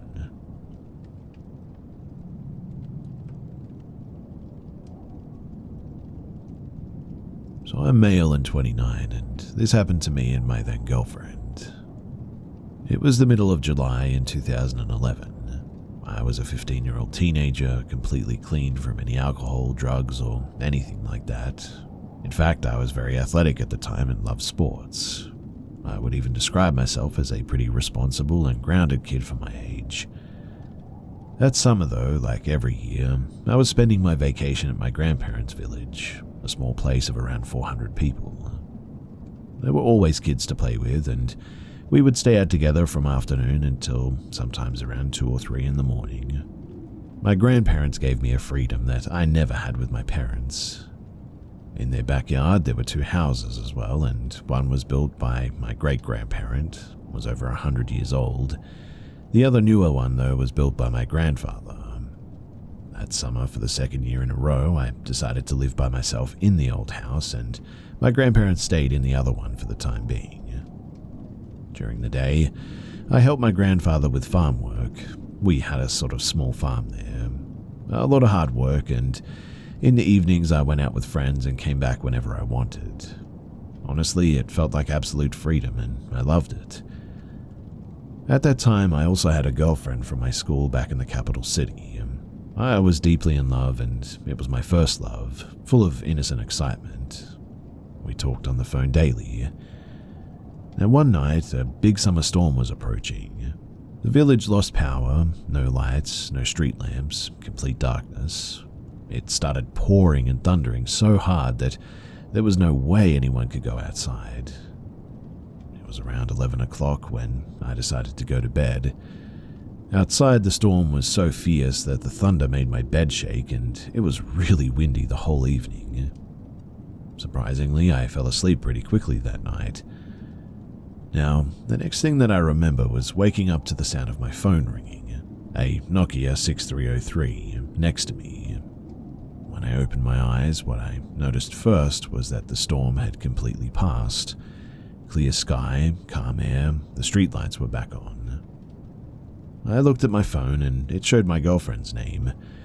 I answered the call, put the phone to my ear while laying down, closed my eyes, and we started talking, greeting each other and asking what the other was doing.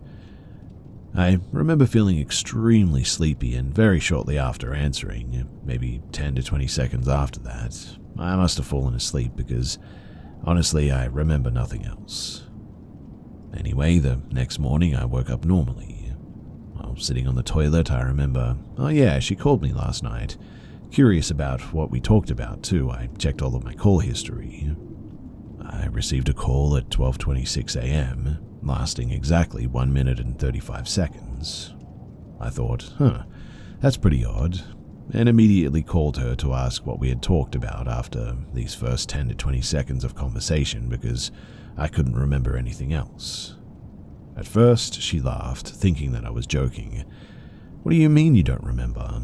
And what 1 minute and a half are you talking about? She asked. I explained that according to my call log, our conversation lasted only about 1 minute and 35 seconds. Then she got quiet for a moment. And that's all you remember? She asked again. She said that after she first called me, we talked for about a minute or so, during which I told her that my phone battery was dying and that I'd call her back using my cousin's phone, since we were supposedly together at that time. She agreed, and we intentionally ended the call, and about 20 seconds later, she received a call from an unknown number. When she answered, it was apparently me again, or it sounded exactly like me. And she says that we talked for 45 minutes straight. I apparently told her that it was my cousin's phone and that she could save the number. We talked about personal things only she and I knew. I acted completely normal, using familiar names and references. Nothing felt off to her. She said that there was no way that she could mistake my voice. We were in love and spoke to each other daily at this stage. Plus, no random stranger could possibly have known that much about us, right? Well, near the end of the 45 minutes, she says that my mood had suddenly changed, and I ended the call just sort of abruptly. Right after, she received a text from the same unknown number that said, "I love you, little mouse.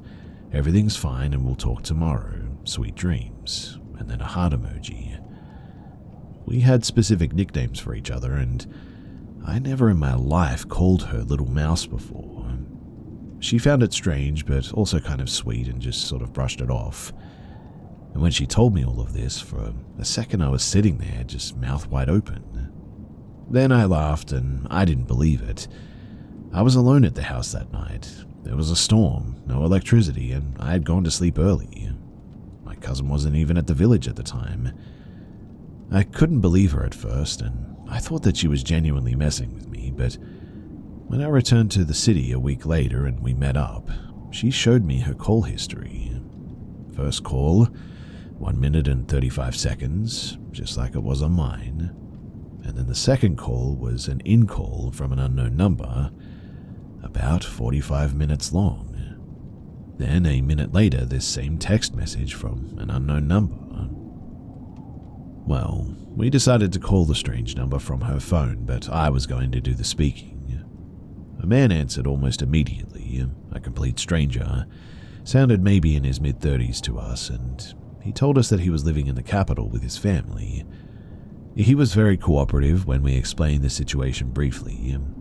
He said that he had no idea who we were, had never called or texted my girlfriend's number, and when he checked his outgoing messages, there was also no record of the text that we received.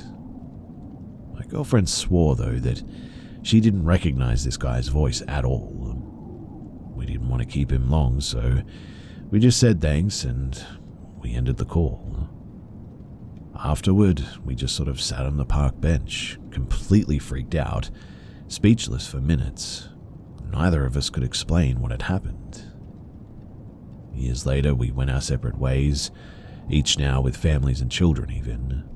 But even now, 14 years later, when we see each other, we sometimes still talk about that night, how we felt and the storm that took place, and the most bizarre thing that she was talking with me for almost an hour, but it wasn't me. We never found a satisfying explanation for this too, and we're still just very perplexed by it. We speculated that maybe it was some kind of a cell network glitch or something, some weird signal crossover or whatever, but even then, how did the stranger or whatever was speaking have all the personal details to carry a 45-minute conversation like this? How did a text message get sent from somebody else's number without him even knowing it? Nothing like this has ever happened again, but it is the strangest thing that has ever happened to me. So if anyone here has experienced something similar, or has any idea of what could have happened, I would love to hear your thoughts and theories. It's the first time I've shared this with anyone else, and so I'm a little bit nervous about this, but I thought that I would put it out there and see what other people's opinions may be.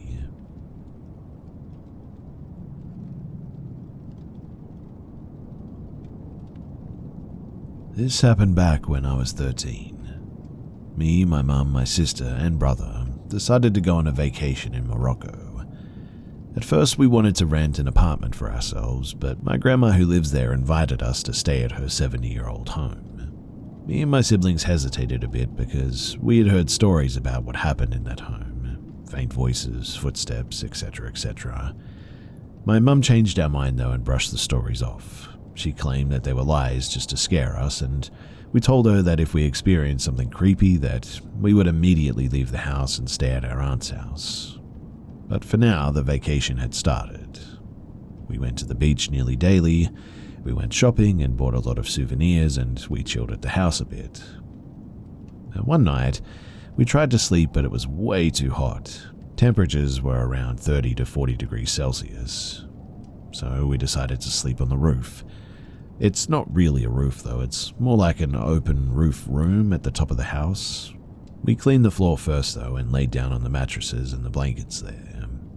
My brother fell asleep first, then my sister, and at last myself. I slept quite well for a couple of hours. There was a slight breeze and it was quiet, until the silence was broken by someone calling my name.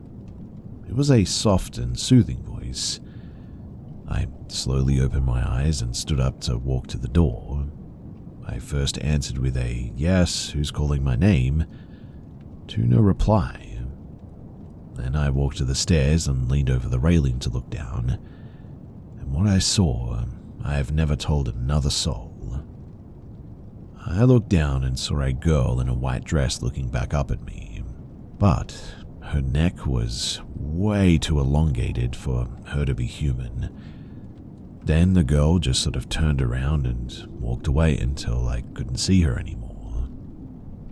Well, I decided to quickly shut up and try to get some sleep and to go back where others were, but I couldn't.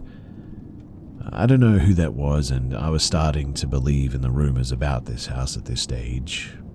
Recently, my grandma told me about a 12-year-old girl that had apparently ended her own life by jumping off the roof there or something that we were sleeping on.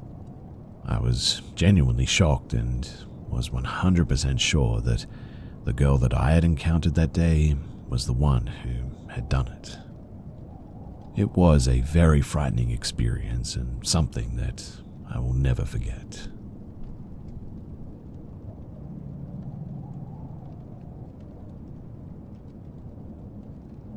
I live in Ohio, a rural community, and this happened in the early 1990s. My girlfriend and I were at a local nature area. There's a small fish pond there, county roads to the north and east, woods to the west and the south. My truck was facing kind of northeast, I guess. It was near dusk, and we were sitting on the tailgate of my truck just talking, listening to music and all that. There were a few other people at the park at that time, and as time went on, other cars left the park and it started getting darker. The mosquitoes were getting pretty bad, so we decided to get into the truck. We sat there a little while longer. Radio was on, but low volume as we continued talking. We were just sort of getting to know each other, so there was a lot to talk about at the time. When we both heard a sound, like a thumping or a banging sound coming from the wooded area, but it seemed far away. I turned off my truck radio and we just listened. Some dogs were barking in the distance, but we didn't hear anything else out of the ordinary. I shrugged it off, turned my radio back on, and we just went about our business. I should say here too that my truck ignition was off, was just an accessory to run the radio really, so no engine noise and no headlights. After a few minutes, we hear a similar sound again. Same response, turned off the radio and just listened, but nothing. I decided to just leave the radio off at this point. We were talking about getting ready to head out and go into town anyway. But then, and I'll describe this as best as I can, things went wild. A sound that I can only describe as a choir of voices suddenly started. There was what sounded like stringed instruments replicated by a pipe organ. The voices were chanting words, but I can't tell you what language it was. I didn't recognize any of the words, but it was an ominous, very unsettling chanting in a higher register. And it sounded as if the sounds were coming from, well, every direction. It was in no way a pleasant sound. It instantly filled me with fear and dread because it felt evil. It was as if the truck was surrounded too, and I quickly reached and started my truck and turned on the headlights, fully expecting to see a ring of robed figures surrounding us. As unlikely and crazy as that sounds, that is what my thoughts were preparing for based on what we were hearing.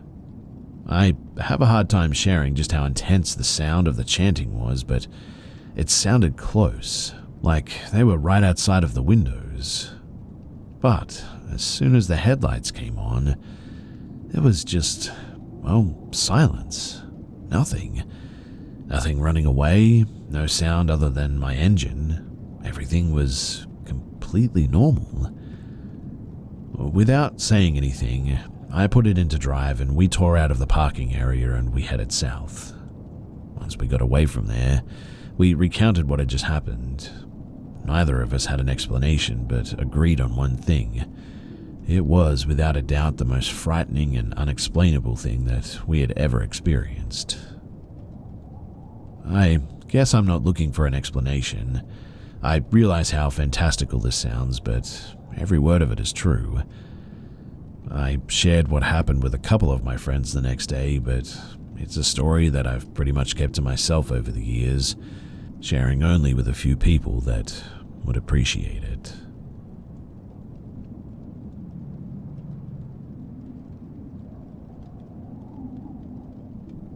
This took place back in 2019 when I was 11. My grandparents live in a large Victorian-styled home on the outskirts of Portland, Oregon. The building was made in the late 1800s, so it has that classic old building look to it. Me and my family go down there occasionally from our home up near Bellingham, Washington, and in early September of that year, my family decided that they wanted to pay my grandparents a visit. I was excited to see my grandparents, but not so much to go to the house. Up until that point, nothing out of the ordinary had happened in that house. The only thing it did was creep me out, especially if I was alone. The first day that we were there, though, nothing really out of the ordinary happened. My grandparents and I did our annual game of Clue, a murder mystery board game. We enjoyed dinner, and that was basically about it. Little did I know, though, that when I went to sleep that night, that tomorrow would be anything but ordinary. When I got up the next day, I was excited because I was a die-hard Seahawks fan, and today was going to be their first game of the season. Outside it was warm and muggy, so in my room, which was one of the 2 rooms on the 3rd floor, I had the window open with the fan on to let all the hot air out. Later that day, my dad came up to my room and said that he and everyone else was going to go on a walk. I acknowledged him by nodding, glued to the Seahawks game that was on my tablet screen. He then left and shut the door behind him. And what happens next still terrifies me to this day. About 10 minutes later, I heard what I thought to be my mum yelling from downstairs, somewhat annoyed. I stood up and turned the fan off next to the window, so as to listen if my mum was actually calling me, or if my mind was playing tricks on me. Then I heard it again. My mum was definitely calling my name. I opened the door, frustrated that I was missing part of the game, and yelled an annoyed, "Yeah?" When there was no response, I yelled down from the 3rd floor stairs again, "Yeah?" Then my mum called back and said something like, "Want to show you this," or something like that. I couldn't really make out what she was saying. Annoyed, but not wanting to ignore my mum, I hurried down the stairs onto the 2nd floor. "Where are you?" I called, genuinely not knowing where she was. "Here," she said. It sounded like it was coming from the 1st floor, but something was off. Her voice sounded very muffled and weird. I played it off as just me being paranoid, so I walked down to the 1st floor, now getting a little bit scared. "Mum?" I said. No reply. I searched almost every room and no one was there. That only left one room, the basement. Now, there was no way in heck I was going down there though, so I started heading back towards the stairs when, all of a sudden, the basement door swung open. I yelled, spinning around, but nobody was there. Then I heard footsteps walking down the basement stairs. Someone was definitely there. I then heard my mum say again, "Here," in that same weird muffled voice. In that instant, I got chills down my spine. Something definitely wasn't right. I turned and ran as fast as I could up the stairs and onto the second floor. I ran across the kitchen to the narrow staircase that led up to the third floor. Then I stopped dead in my tracks, paralyzed with fear. At the top of the staircase was what I can only describe as a shadow-like person, without a face, saying in my mother's voice, "Here." I screamed at the top of my lungs and practically threw myself down the stairs and straight out the front door. I then waited outside near the trees, glancing over my shoulder every 2 seconds before my family finally came back from their walk. When I told them what happened, they didn't believe me at first, but seeing as I was crying and looking genuinely freaked out, they told me that they believed me. I don't know if they were telling the truth or they just wanted me to feel more comforted, but either way, there was no way that I was sleeping in that building that night. After about 10 minutes of reasoning with them, I decided that I would be more comfortable if I slept with my parents that night. This incident still haunts me to this day, and I rarely, if ever, sleep in a room alone in that house anymore.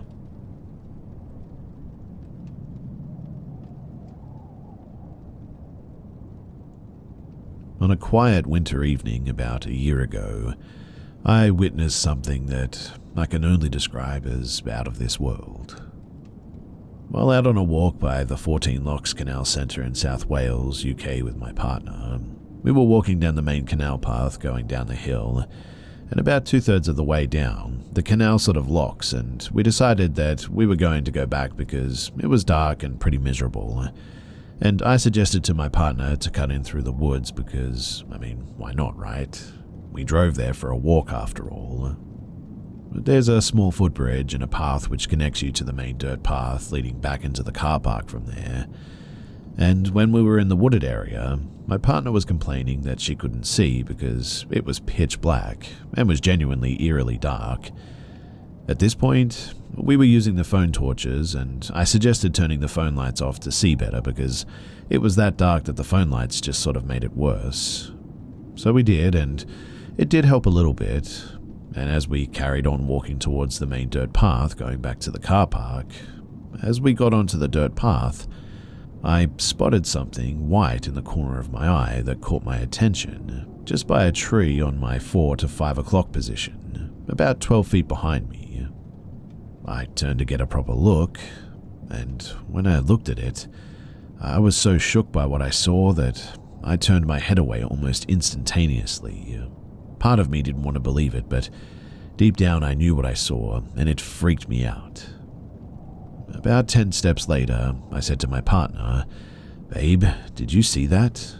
Of which she replied, "Yes, let's get out of here." As she's saying that too, we glanced behind again, and this thing was right behind us now.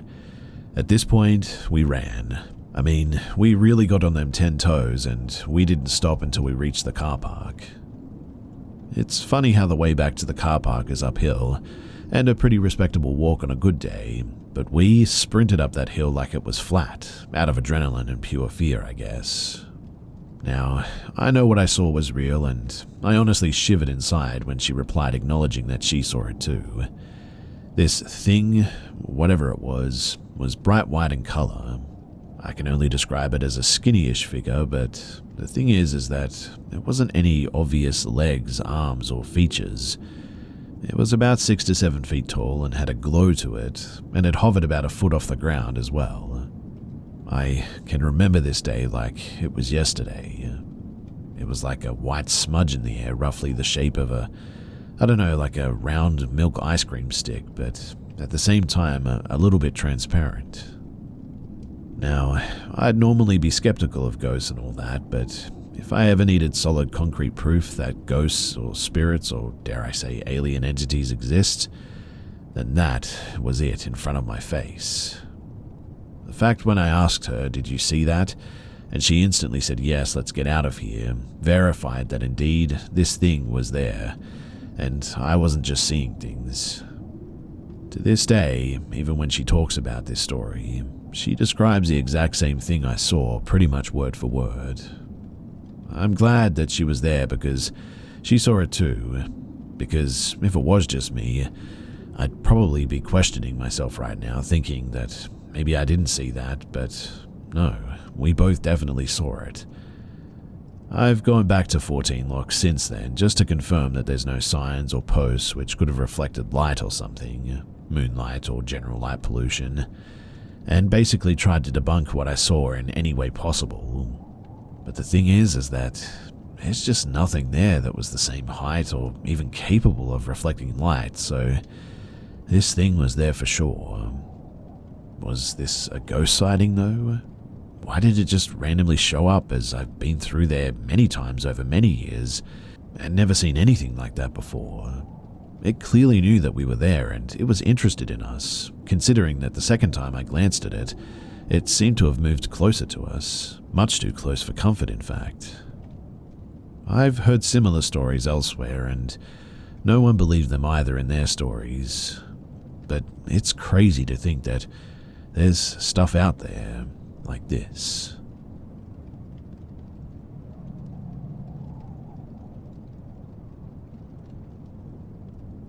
It was 1997. I was 28 and my then boyfriend and I lived in a remote village in Lincolnshire, England. He had a job where he worked from 6 p.m. to 6 a.m. and I was working in a bar, so I would take him to and from work so I could get myself to work with one car that we shared. It's probably worth mentioning too that the car was brand new. It had something crazy like 18 miles on the clock when we got it. I wanted something newer than the car that we had before because I didn't like the idea of being stranded down a dark country lane if the old car decided to just, end itself when I was driving alone. I don't know how many people know Lincolnshire, but most of it is rural with thin winding roads, and the place is so flat that you can see for miles. Now, I used to drive to pick my ex up, and the views in spring when the mornings were getting lighter was and still are absolutely breathtaking. Imagine farmers' fields all around you with basic little roads snaking along the edges. The fields themselves were separated in rows by not quite saplings but trees that would be a couple of years old, still thin and a bit gangly, and at this particular time of year were just starting to show hints of new leaves on their skinny branches. An absolutely beautiful drive in the lighter mornings, mainly because I was usually the only person on the road, so I could also drive as slow as I liked to watch the sun coming up over the horizon. So, I hope I've described the place enough to paint a bit of an image. And here's what happened. So one morning I was driving along the little road. It was about 5:30 in the morning and the sun was just peeking out on the horizon and the sky was completely cloudless. I slowed down to watch it as I often did, not paying much attention to the trees as they were in a row that ran down the side of the field, so they were never in the way of the view. When in my peripheral, I thought that I saw something move against the skinny trees. So I stopped the car completely, thinking that it might be a deer or something interesting like that. I waited for a few seconds and nothing happened, so I was just about to restart the car when I saw two of the trees walking out of the lineup. I say trees, but I don't have a clue what they actually were. Remember, this is a long time before the internet and the Slender Man and all the tales and superstitions, etc. I was literally frozen to the spot with fear.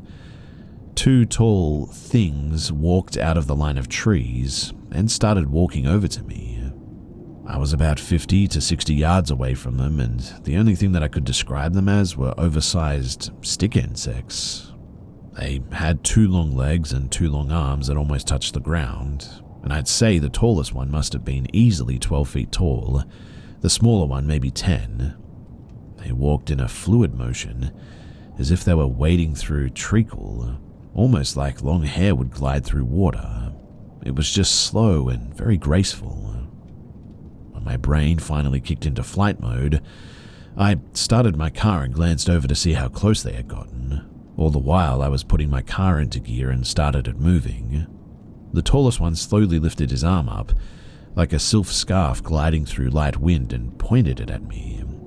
And it was then that my car instantly stalled.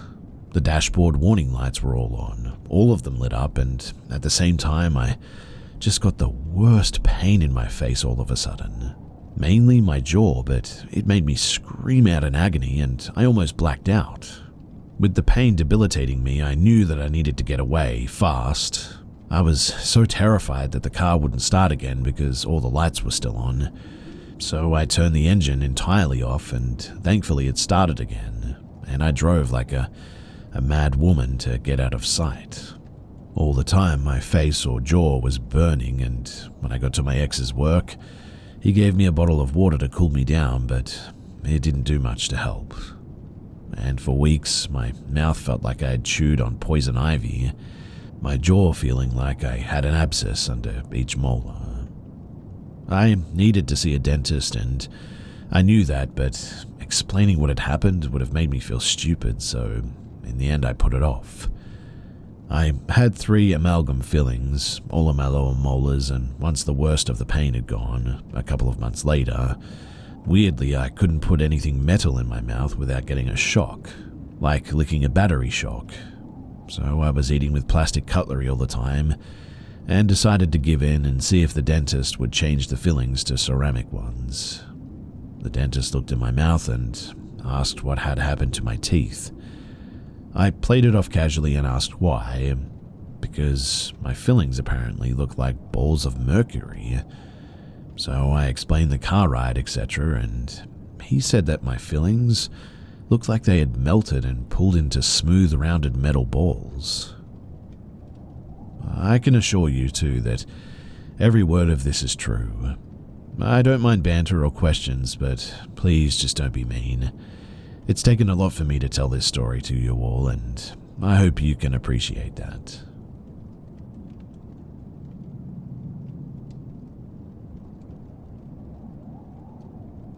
I lived in this farmhouse from 2 to 10 years of age, and my mum said ever since we moved there that I would tell her every morning that somebody was sitting at the foot of my bed.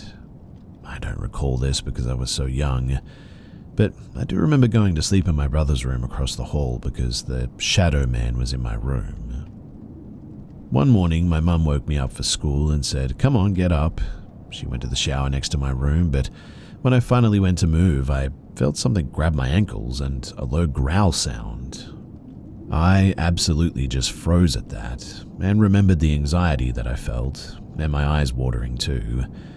The feeling let up and I went to move again very slow, and it did it again. My mum came in and was mad, saying, "I said you need to get up," which I replied, "I can't, something is grabbing me."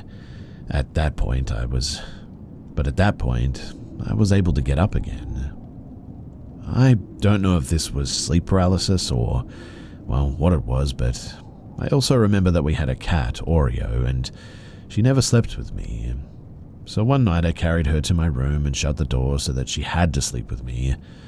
The minute that I sat her down, she ran under the bed and growled so loud, meowing in distress. She jumped up onto the bed on my chest, swatting my face, and bit me, and then ran back under the bed growling again. I remember leaping from the bed scared that she was going to bite my ankles, and when I opened the door, she sprinted out of the room. I didn't think anything of it at the time until I got a bit older. There's honestly many more stories to that house as well. Me and my brother both saw the shadow man and watched him reach up to the shelf on the wall. On the shelf was a big glass unicorn my mum got from Mexico. He touched it and it fell to the ground and shattered. My parents woke up from it and we told them the shadow man did it, but obviously they didn't believe us and thought that we had done it. And we still remember this to this day. Before we inherited the house, my dad's uncle lived there alone, and one day he came home and had a heart attack in the front door and fell down the steps and wasn't found until later. My mum also said at night that she'd hear a 5-gallon bucket being tossed back and forth in the basement for some reason. But perhaps the scariest thing is that I reached out to the owners who bought our farm. I asked them if anything unusual happens in the house. and they responded with a text message. It read, "I know at least a few times they have. I don't remember anything specifically besides one time Lauren was putting his boy to bed when he was young, and Trayton told him that there was someone in the doorway and that he hung out up there sometimes when obviously there wasn't." That message sent chills down my spine.